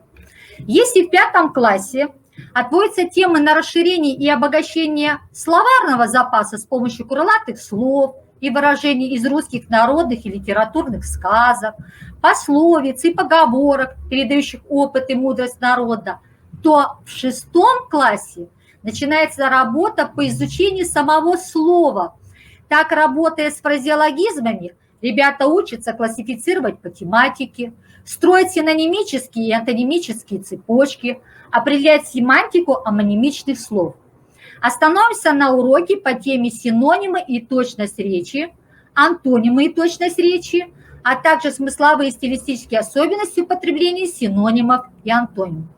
Безусловно, на данном уроке мы повторили те знания, которые были закреплены на русском языке в разделе «Лексика», построили ряд синонимичных цепочек, аналогично антонимичных, а потом был предложен отрывок из произведения Вересаева «Состязание».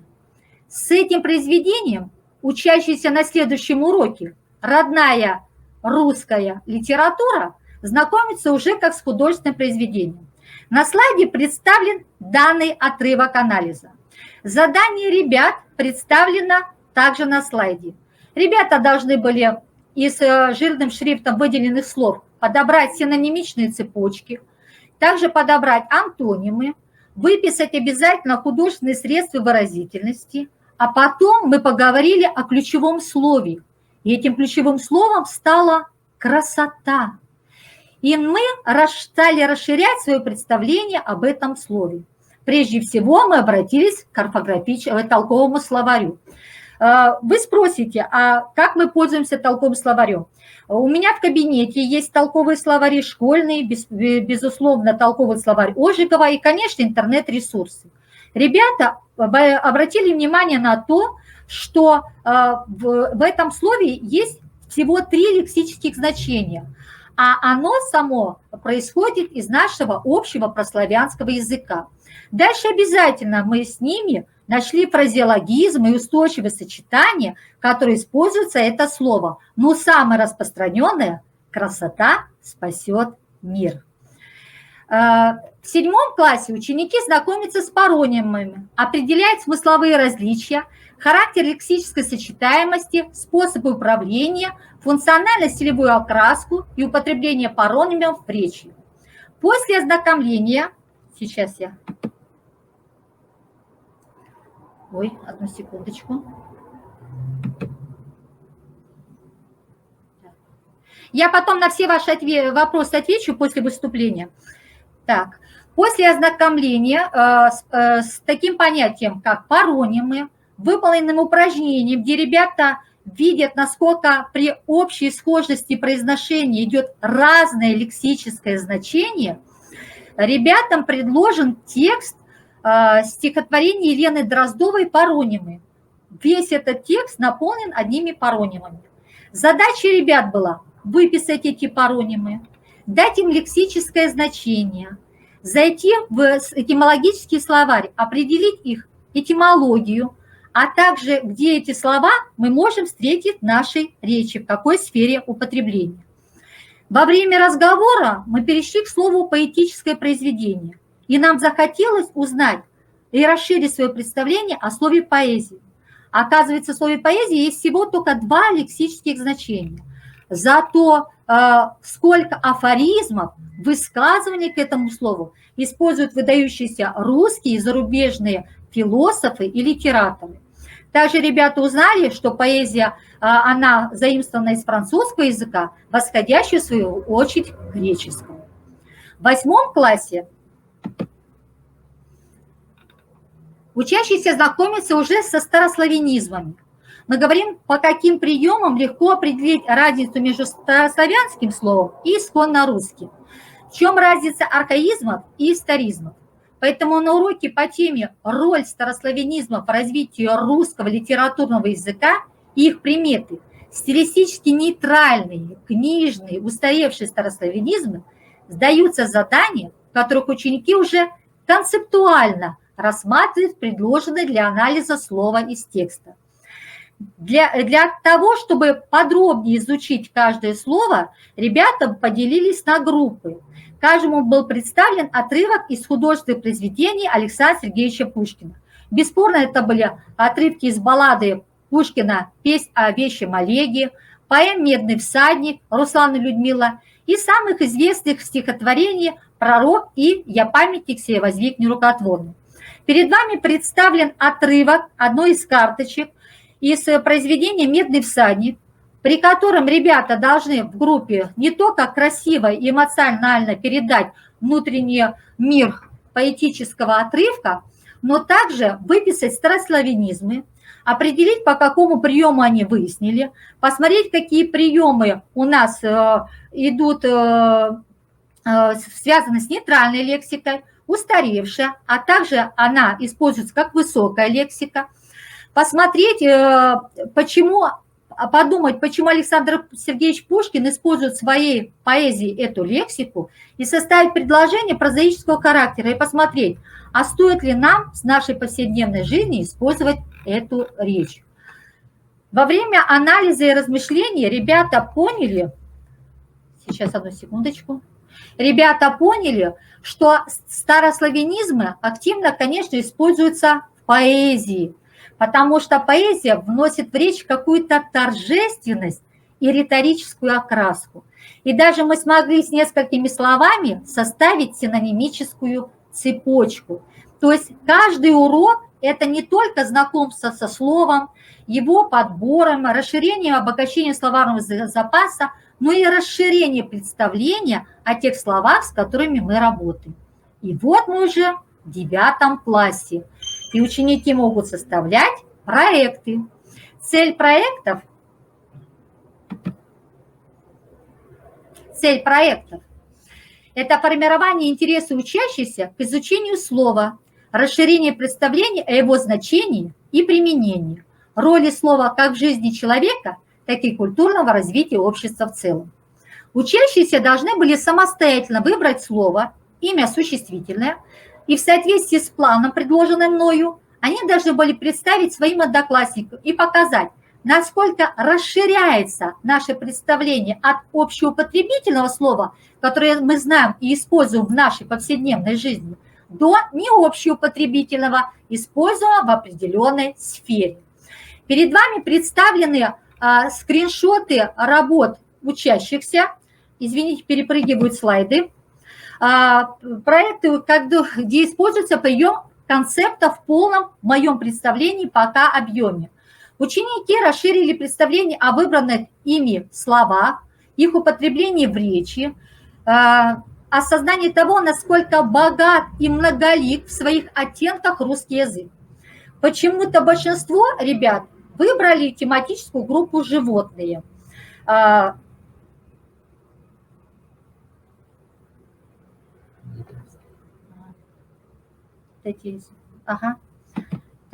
Животные. Также была выбрана группа птицы. Перед вами представлено несколько скриншотов. Растения. И всего 4 ученика выбрали слова, вроде бы как из группы, которые я назвала тематические нарицательные слова. Это стакан, язык, кувшин и писатель. А теперь мы с вами подробно остановимся на моем представлении, что такое концепт в проекте. Перед нами представлена общая характеристика слова. Ребята в своих проектах дают общую характеристику слова, даются морфологические признаки. Потом они, используя информацию из интернет-ресурсов, узнают происхождение этого слова, откуда оно взято, что оно означает. Дальше они определяет лексическое значение слова. И вот над этим слайдом я хочу остановиться. Остановимся на примерах, на которых хочется особо обратить внимание. Оказывается, что в южном полушарии есть созвездие Заяц, а в семействе ластоногих тюленей за пугливость и манеру передвигаться прыжками присутствуют морские зайцы. Самое большое количество применений в русском языке есть со словом «мышь». Это не только грызун, но и предмет, галактика, даже характеристика человека.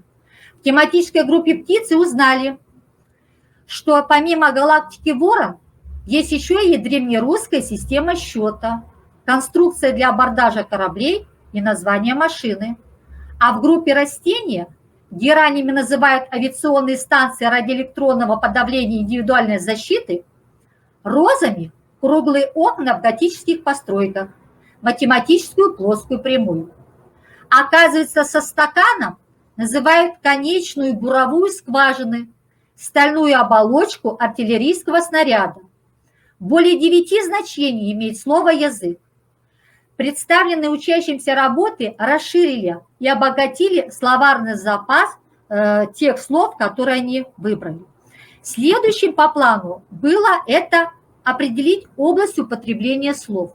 Из представленных скриншотов хочу сказать, что слово «нарцисс» используется не только в ботанике, но и в парфюмерии, при характеристике человека. А стакан употребляется не как в обыденной жизни, так и в химии, биологии, кулинарии, нефтяной и оборонной промышленности. Ворон используется в орнитологии, астрономии, географии, геральдике, в топонимике. Этими словами называли беспилотный летательный аппарат Туполева, а также организм правоохранительных органов. Чтобы обогатить и расширить словарный запас, было обязательным задание подобрать синонимы и антонимы выбранным им словам. Понятно, вы можете сказать, что не каждому слову можно подобрать антоним. Но для этого мы схитрили и использовали не только лексические антонимы, но и контекстные. Ребята обогатили свой словарный запас и, самое главное, сделали подборку однокоренных слов с представленным словом. Завершение проекта заканчивалось самым интересным. Это, конечно, культурологией. Ребята должны были с этим словом подобрать фразеологизмы и афоризмы, которые использовались и используются в нашей речи. А также ученики должны были выбрать и найти выбранное ими слово в названиях в разных видах искусства. Это в живописи, в литературе, в скульптуре и кинематографии. И когда ребята представили концепт, у них действительно расширилось представление о слове, которое они вначале видели просто в первоначальном значении. Таким образом, систематическая работа по комплексному анализу слова, то есть концепту на уроках родного русского языка, показывает, насколько многогранны слова, а сам язык – это духовное сокровище, которое развивается и изменяется со своим народом. Бережное отношение к языку духовно обогащает общество, сохраняет культуру, совершенствует и развивает человека. И закончить я хочу словами Николая Александровича Бердяева. Нам дан во владение самый богатый, меткий, могучий и поистине волшебный русский язык. У вас было очень много вопросов. Мне, конечно, приятно, потому что тема до сих пор раскрывается. Мы расширяем свое представление о понятии концепта, но слово «концепт», оно присутствует и в программе по русскому языку, которая предлагается в программе, которую нам предложило Министерство образования. И на основе этого концепта была предложена группа заданий, которые ребята обогатили и расширили свой словарный запас. То есть концепт – это концептуальное представление о слове. Любовь Степановна, спасибо вам за очень яркое, интересное выступление. Да, действительно, здесь произошла такая в записи дискуссия по поводу происхождения, по поводу правильного применения, что ли, да, этого понятия. Я думаю, что вот в этом как раз рождается истина, в том, чтобы посмотреть, а как действительно то, что задается как задание, да, Министерством образования, как реализуется учителями практики. Абсолютно правильно. Это есть, слово было да, представлено как ученые, мы реализуем как практики. Да, есть ученые, которые за этим видят какую-то, может быть, неправильность, да, использования этого понятия. Но мы сейчас хотели бы вот как раз слово предоставить Холодыревой. Вот сейчас мы тогда вместо Инны Васильевны Кудрявцевой пока послушаем Холодыреву, так как она вот как раз выступает у нас таким единственным оппонентом, да, в этом понятии. Поэтому нам было бы очень интересно услышать позицию Ольги Николаевны. Спасибо вам еще раз большое. Ваше выступление. Я единственное хочу сказать, обратите внимание, я не сказала применение приема, я просто сказала понятие концепт, зная о том, что будет неоднозначная интерпретация и трактовка этого слова. Спасибо за то, что пригласили. Мне, как всегда, было очень ярким, интересным. Спасибо вам за ваше творчество. Спасибо.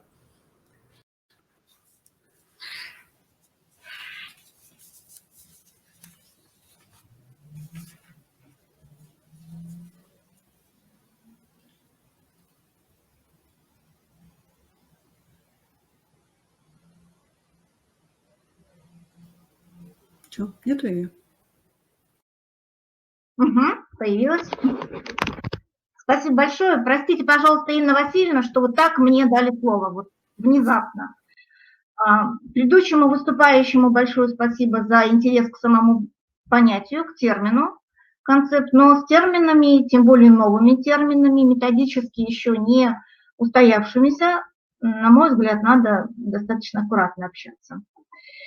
Итак, я хочу представить свой проект «Экология в цифрах».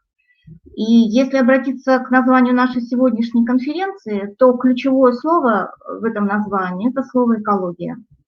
Можно первый слайд? Первый слайд, пожалуйста. В моей работе уже достаточно давно выстроилась вот такая методика, педагогическая траектория работы с экологическими темами. Я сегодня больше не об экологии языка, экологии культуры, а экологии как таковой через язык и культуру.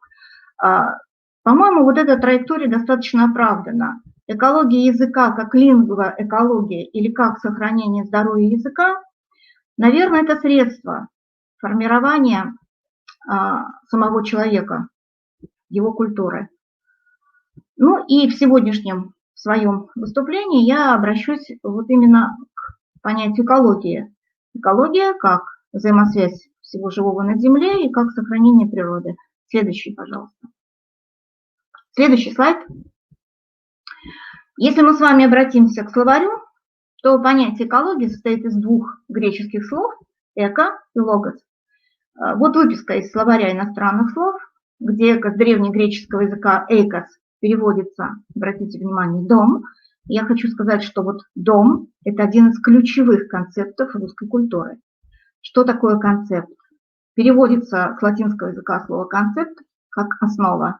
И у нас уже существует достаточное количество словарей концептов русской культуры, которые более или менее четко определяют вот этот вот круг основополагающих понятий культуры для русской нации, для русского народа.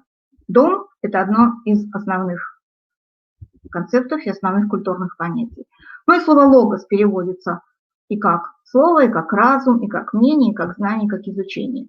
Термин введен давно. Сегодня экология понимается как наука о взаимодействии живых организмов между собой и средой их обитания.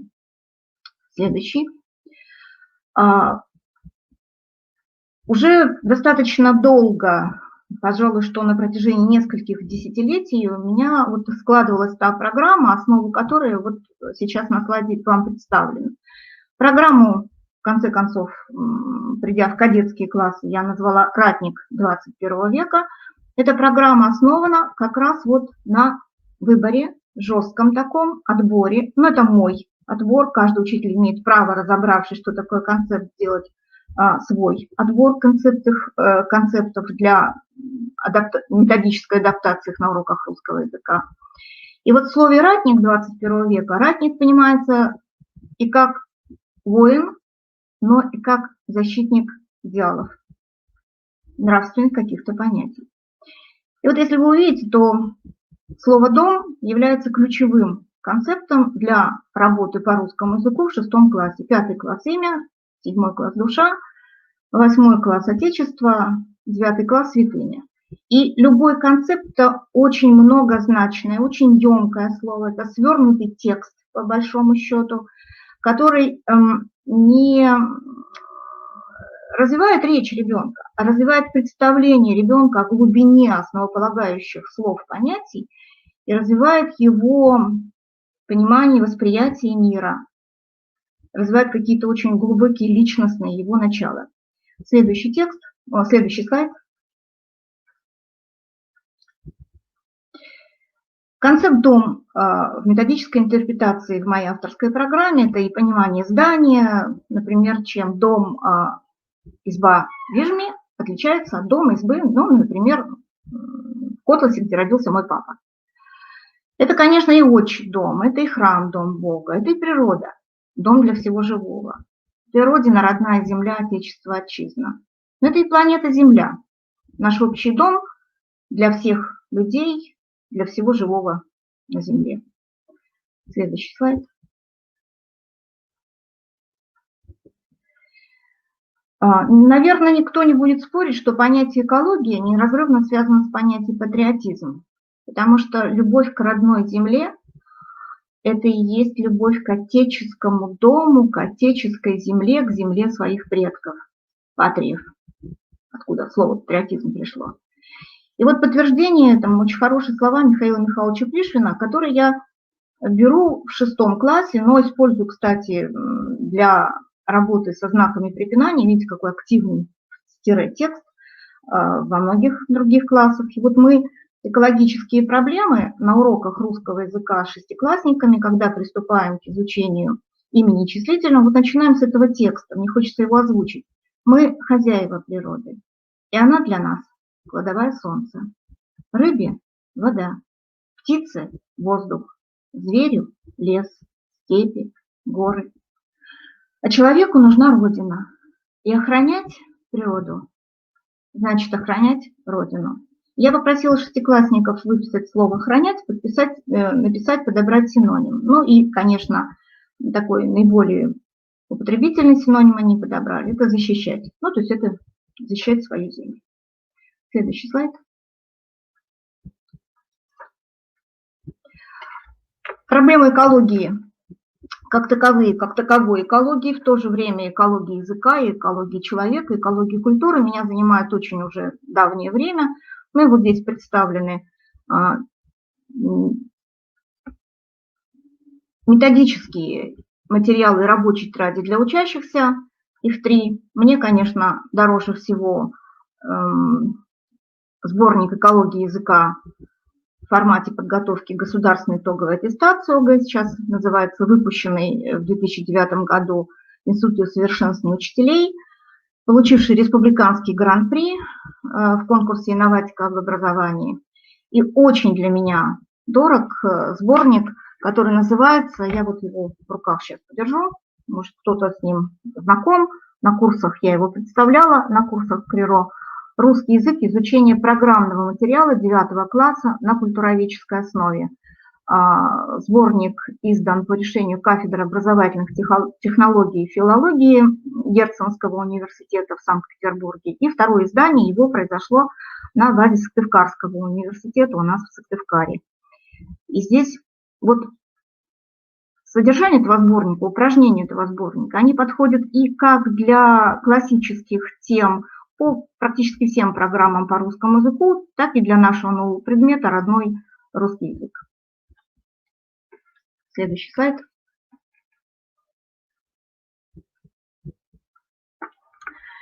При изучении темы числительной мы в этом году с ребятами начали такой проект «Экология в цифрах». Единственное, что из-за карантина мы его не смогли завершить так, как мы его завершали, но тем не менее уже в марте числительно изучается примерно 3 недели, в третьей четверти нам удалось реализовать достаточно много.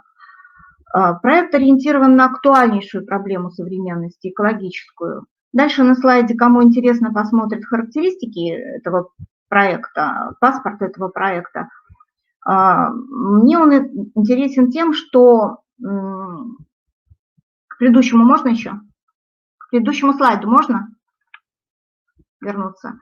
Мне он интересен тем, что он хорошо сочетает, ну, как и любой проект, в принципе, это моя любимая технология школьная, хорошо сочетает условия для достижения результатов предметных, метапредметных и личностных. Ну, как от нас и требуют сейчас федеральные государственные образовательные стандарты. И проектная деятельность создает вот такое универсальное образовательное воспитательное пространство, которое называют еще воспитывающим обучением. Ранее при изучении числительного в кадетских классах и не в кадетских тоже я брала проект, который мы назвали «Мужество в цифрах», изучение числительных в цифрах. Там, знаете, тоже слово «дом», дом Павлова, Россия как наш общий дом. Там числительные прекрасные, где Дания 7 дней сопротивлялась, а дом Павлова 56 дней, где люди 10 национальностей стояли насмерть и не отдали ни одной пяди земли. И мне казалось, что вот от этого проекта «Мужество в цифрах» при изучении числительных я не отступлюсь никогда. Настолько он мне был близок, дорог, настолько он хорошо получался. Но вот как-то вот сейчас, наверное, не столько нам еще и в прошлом надо жить, сколько в настоящем и в будущем. В каком мире мы будем жить и какой мир построят те дети, которых мы сейчас учим. Поэтому вот как-то сейчас мне показалось вот, ну, просто целесообразнее, актуальнее, наверное, вот этот вот экологический проект, посвященный экологии, защите родной земли. Следующий слайд. На следующем слайде представлены этапы проекта. И, конечно, любой проект для учителя начинается с предпроектного этапа. И для учителя русского языка это создание дидактической базы текстов. Как бы их там не было много, и как бы не был велик запас моих текстов, мне их всегда не хватает. И поэтому, начиная любой проект, а старт этому проекту дает именно текст, лингвистическая единица дидактическая, и вот тот текст Пришвина, с которого мы с вами начиналась вот презентация, по сути дела, это был один из первых текстов, с которого мы начинали вот вхождение вот в этот проект. А дальше уже через систему текстов ребята понимают свою задачу, что им потом предлагается самим найти такие тексты, составить такие тексты, а в конце презентация их умений употреблять числительные в текстах об экологии. Это урок-конференция. Такое завершающее упражнение есть в учебнике Таисии Александровны Ладыжинской. И мы его планировали провести в День Земли, 22 апреля. Но дело в том, что вот это прекрасное упражнение в учебнике, оно не подготовлено содержанием самих упражнений. Оно как-то вот замечательно, интересно, но оно падает тематически неподготовленное. Я как-то привыкла, что если я начинаю раздел, то на первом уроке я обычно знаю, через что я должна провести детей, через какие тексты, через какие темы, какие навыки отработать, и в итоге, в конце концов, что получить на выходе. Можно следующий этап, следующий слайд. Конечно, успех уроков русского языка и классических уроков, и проектных уроков обеспечивается подборкой хороших текстов. Вот я привела только один здесь текст, он звучит как набат об катастрофической ситуации, об экологической катастрофе, которая происходит сейчас, когда мы начали осознавать, я читаю часть текста, что наш дом, земля в опасности, она медленно погибает. Каждый день фауна земного шара становится беднее на один вид животных. Каждую неделю мы теряем один вид растений. Каждую минуту вырубается 20 гектаров леса. Каждый день в атмосферу Земли выбрасывается 5 миллионов тонн углекислого газа. Каждый год в воды Мирового океана попадает около 10 миллиардов тонн нефти. Экологическая катастрофа нависла над каждым домом. Изучая числительные, дети, конечно, должны научиться употреблять числительные, писать числительные, склонять числительные. И вот культура, языковая культура человека и уровень культуры человека определяется в том числе, согласитесь, и умением правильно употреблять числительные, потому что, по большому счету, уши в трубочку скручиваются, когда слышишь такие формы числительных от людей, занимающих достаточно высокие посты, от журналистов и так далее, и понимаешь, что чего-то они в школе так недополучили, недопоняли, чего-то недопрошли. Среди текстов есть такой очень интересный формат текстов, который в методике называется нелинейный текст.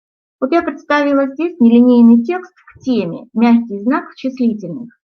Текст называется «Как долго разлагается мусор». Разлагается, связано с правописанием чередующихся гласных. И вот посмотрите, сами цифры, они заставляют задуматься, а нужно ли лишний раз выбросить в мусорку пакет полиэтиленовый, бросить на землю алюминиевую банку, выбросить одноразовую посуду или бутылку, которая разлагается 1000 лет. Задания очень интересные были. Составить предложение, составить несколько предложений на основе этого, развернуть в текст. И когда дети уже имеют образец, как примерно должен выглядеть их проектный продукт, в данном случае это база текстов с употреблением числительных, то они уже потом сами, это их задание проектное, ищут. Прежде всего в интернете они, конечно, ищут тексты с употреблением числительных. И вот, казалось бы, среди таких, на первый сразу приходящий на ум тем, как вырубка леса, бережное отношение к воде, выбросы в атмосферу заводов. Вот смотрите, вот такой у ребенка текст на основе найденных материалов. О сигаретах, о том, какое экологическое бедствие курение, не только для здоровья, для земли. Я приведу выделенную здесь часть числительными. При горении сигареты выделяется более 4000 опасных химических веществ. Именно они наносят вред организму, а также окружающей среде. Помните, сигарета разлагается около 5 лет, в предыдущем слайде было. Опасно даже пассивное курение, когда некурящий стоит рядом с курящим человеком. Некурящий вдыхает 80% выдыхаемых вредных веществ. А дальше в тексте там очень много числительных, здесь 14 числительных в тексте, насыщенность очень хорошая этого текста, о том, сколько тратится дерево для производства, в общем-то, вредного продукта. Конечно, если дети поработают с таким текстом и придут к мысли, что ни в каком плане курить не стоит, то это уже замечательно. Даже если сделают ошибки в прописании числительных. Или вот, например, из предыдущего текста мы такое понятие вы сами назвали, экологическая экономия. Когда экономишь воду, экономишь свет не для того, чтобы побольше осталось денег в семейном бюджете, хотя это тоже хороший стимул-мотив, а потому что если ты, пока чистишь зубы, выключишь кран, то за неделю 300 литров воды один человек. А у нас запасы, как свидетельствуют детские тексты, ими собранные на земле пресной воды, очень малы. Это действительно катастрофа. Из дидактической базы текстов еще один текст ребенка. При этом вот в проектной деятельности проявляют себя замечательно все дети. Даже те, кого мы называем там слабыми, нерадивыми, троечниками или там 3 с минусом и так далее. Они все работают как-то очень хорошо, заинтересованы, их заинтересовывает сама по себе тема. Население планеты производит огромное количество мусора. Ежегодно от последствий загрязнения окружающей среды умирает за год не менее 9 миллионов человек. Это в 3 раза больше смертей, чем от СПИДа, туберкулеза и малярии. И в 15 раз больше, чем от всех войн и других форм насилия. Вы понимаете, почему экологическая тема сейчас тема актуальная, злободневная и глобальная человеческая тема. Следующий слайд, пожалуйста. Следующий слайд можно? Мы успели все-таки немножко подготовиться к конференции. Ребята мне потом присылали свои видео выступления. И вот один из текстов конференции, текста уже подготовленного учениками к выступлению, которое должно было завершать, ну вот так индивидуально в видеоформате сейчас завершилось, это текст про ШИИС, прошу прощения. Из песни слова не выкинешь, где ребенок темой своего выступления выбрал очень такую злободневно актуальную для нашего севера тему. И вот он употребляет цифры, нас убеждает во вреде вот этой планируемой стройки. Территория этой свалки около 50 гектаров. Уже сейчас под этот мусорный полигон вырублен лес протяженностью 30 километров. В течение 20 лет 10-миллионная Москва, не знающая, куда девать свой мусор, планирует вывозить этот мусор к нам. По 2-3 состава из 60 вагонов 365 дней в году. Вот в этом небольшом тексте у ребенка использовано 14 числительных, и они, конечно, должны правильно их и произнести. И последний слайд, я завершаю.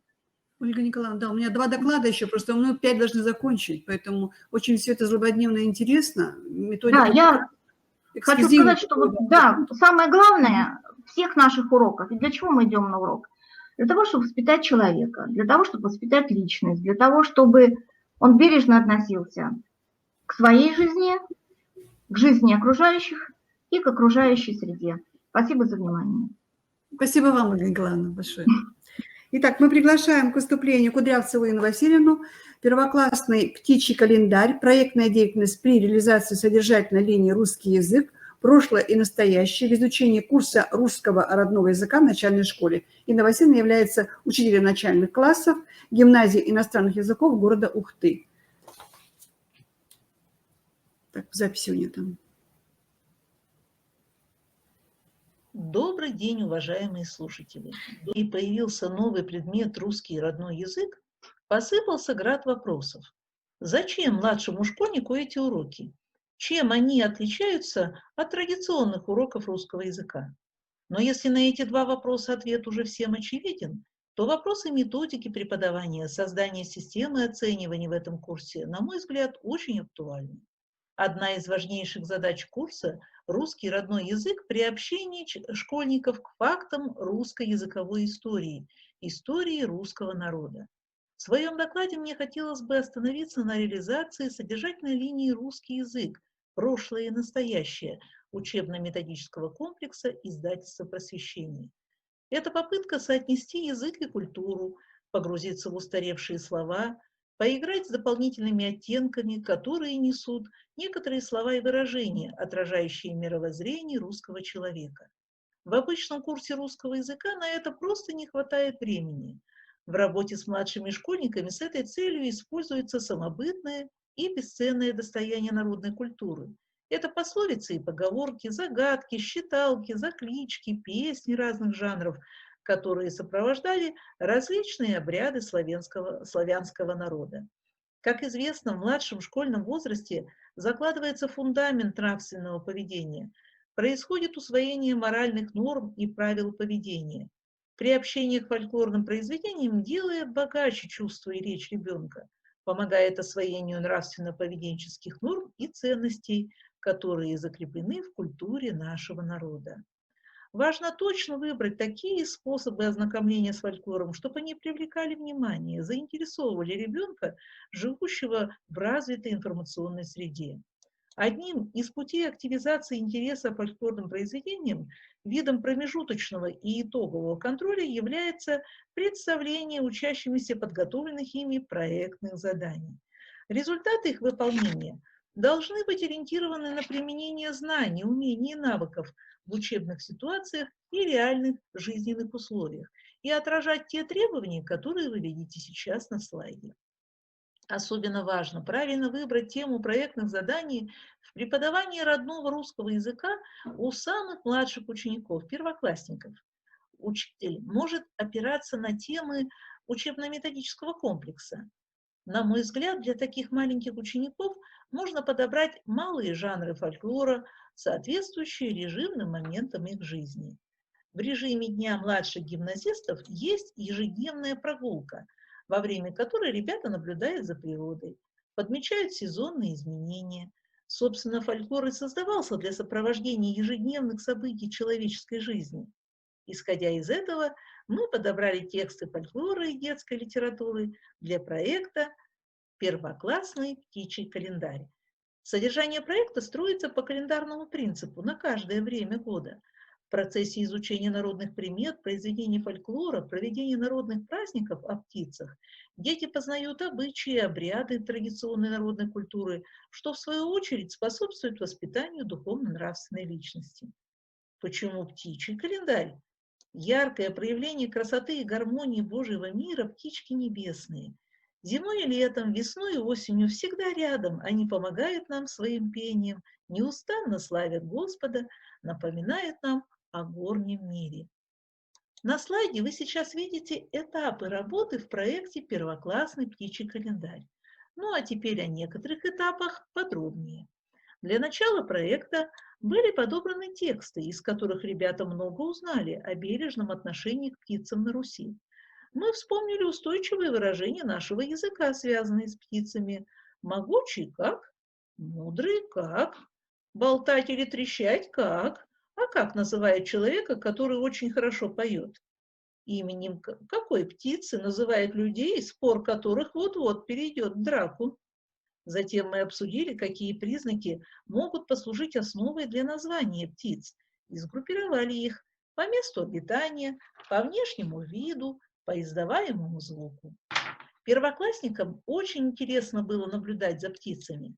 Они по очереди стали заполнять лист наблюдений. Сделали вывод, что птиц можно называть живыми службами погоды. Кроме народных примет, основу этого проекта составили и малые жанры фольклора. Эти тексты о птицах входили в жизнь первоклассников путем собирания, рассказывания, разыгрывания, музыкального исполнения, драматизации, плясовых и игровых действий. Кроме того, ребята узнали, что многие праздники народного календаря были связаны с птицами. Например, 12 ноября, в день святых Зиновия и Зиновии, отмечался день встречи зимующих птиц. Заклички, произносимые в этот день, звучат как ласковый говорок, выражая заботу, нежность. Синиченька, невеличенька, прилетает и к нам из чужих краев. Читая заклички, обращаем внимание на специфику русского языка, многообразие суффиксов, позволяющих выразить различные оттенки значения и оценку. В первом классе пока без употребления терминов. Величайшую ценность для обогащения образного языка младших школьников имеют пословицы и поговорки. В них содержится нравственный потенциал, необходимый для формирования личности. Хвалилась синица, хвостом море зажечь. В пословицах и загадках мы с ребятами находили слова, значение которых им непонятно. Маленький мальчишка в сером армячишке по дворам шныряет, крохи собирает. Шапочка алая, жилеточка нетканая, кафтанчик рябенький. С опорой на иллюстрацию в учебнике выясняем с ребятами, что такое кафтан и армяк. Таким образом, загадка не только дает возможности лексической работы, но и стимулирует мыслительную деятельность ребенка, существенно расширяет представление о мире вообще. К игровым жанрам относятся скороговорки, которые способствуют формированию и развитию правильной, четкой речи учащихся. Эти жанры широко используются при обучении грамоте и формировании навыка чтения. Считалки – это то неоценимое богатство, которое способно помочь ребенку преодолеть скованность, застенчивость. Заклички. Образно яркие, напевные, поэтичные. Исполняя с детьми эти песни, мы устраивали импровизированные хороводы. Прочитывая с детьми заклички, обращаем внимание на значение устаревших слов, выражающих уважительное отношение к труду, восхищение мастерством человеческих рук. Собрав большой фольклорный материал о синицах, мы провели для первых и вторых классов осенний народный праздник – Синичкин день.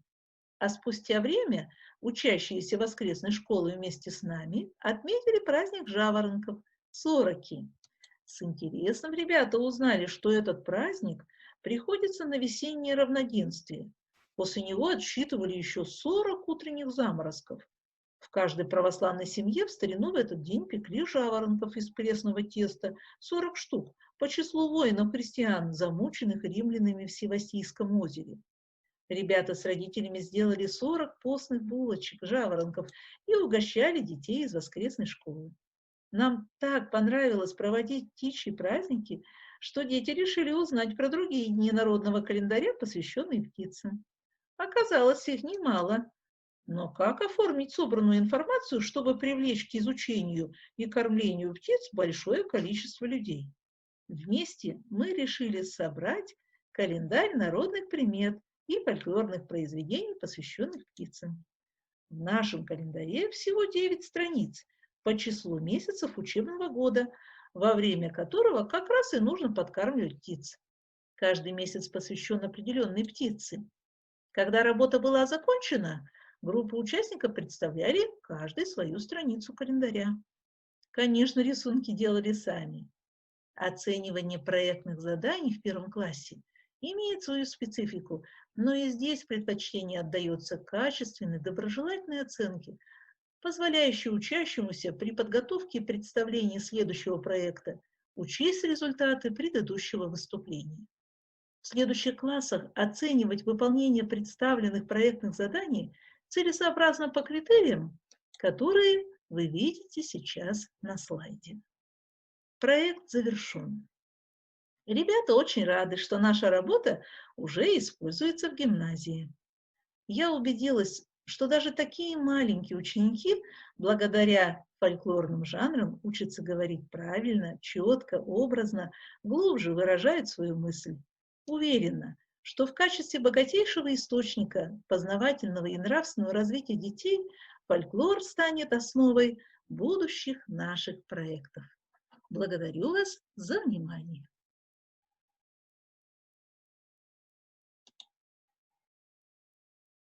Инна Васильевна, очень хороший доклад, настолько тоже методически выверен и настолько красивый, обращенный в наши корни культуры. Я думаю, что вашим детям очень повезло, что они учатся у такой учительницы. Очень вас благодарим. Если есть что-то сказать, можете подключиться, сказать тоже слушателям от себя. Есть такая возможность, Инна Васильевна? У Инны Васильевны выступление было в записи, вот поэтому я спрашиваю. Мы, наверное, не тестировались и не знаем, как подключаться, поэтому, к сожалению, да. Инна Васильевна, ну, в общем, мы вас еще раз благодарим. Действительно, очень хороший доклад, и нам по времени уже совсем немного осталось. Мы включаем тоже в записи Волкову Светлану Ивановну, учителя русского языка и литературы средней общеобразовательной школы села Мутный Материк города Усинска. Нестандартное домашнее задание к урокам русской родной литературы. И на этом мы сегодня заканчиваем прослушивание пленарных докладов.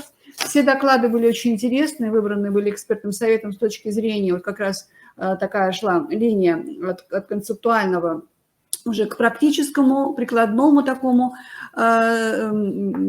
методу работы учителей. И я вижу, насколько наши учителя творческие, насколько они обращаются вот именно к нашим корням нашей культуры, подходят к изучению этого нового предмета русский язык, литература.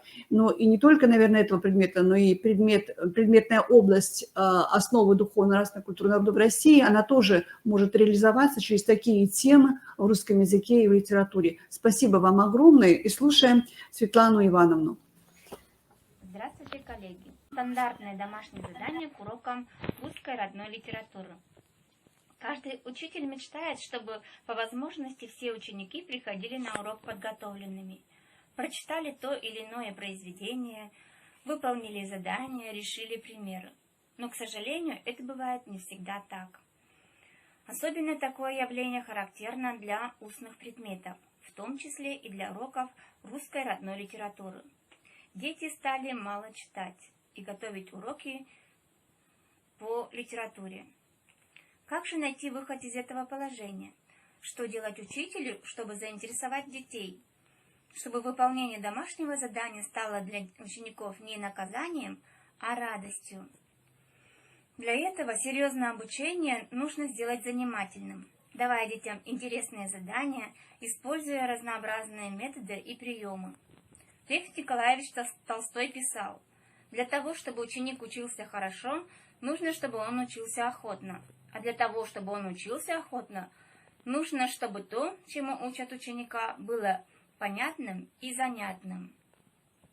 Предлагаю вашему вниманию творческие домашние задания к урокам русской родной литературы. Первый вид домашних заданий – это рисование. Рисование – самый распространенный вид детского творчества. Развивает воображение, фантазию детей, умение видеть прекрасное. Такие задания не вызывают у детей трудностей.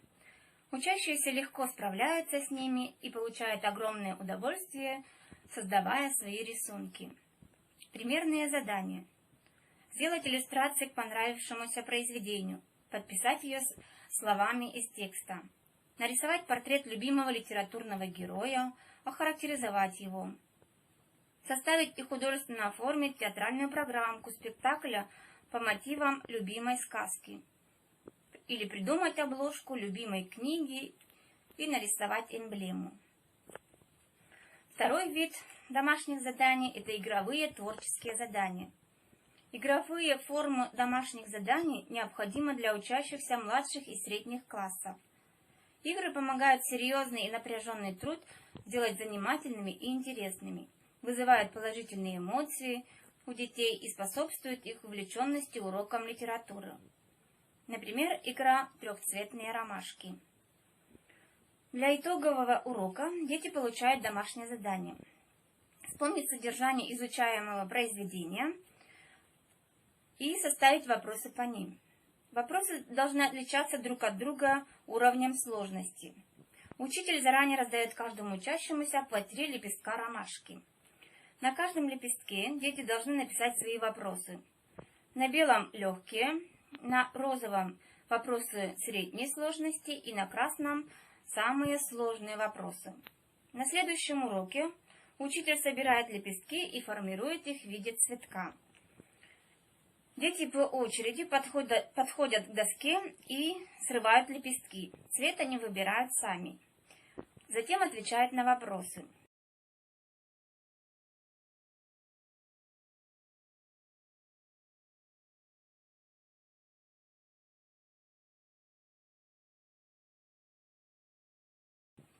Если ученик не смог справиться с вопросом, заданием, ему дается второй шанс. Выбрать лепесток другого цвета. От цвета лепестка будет зависеть оценка.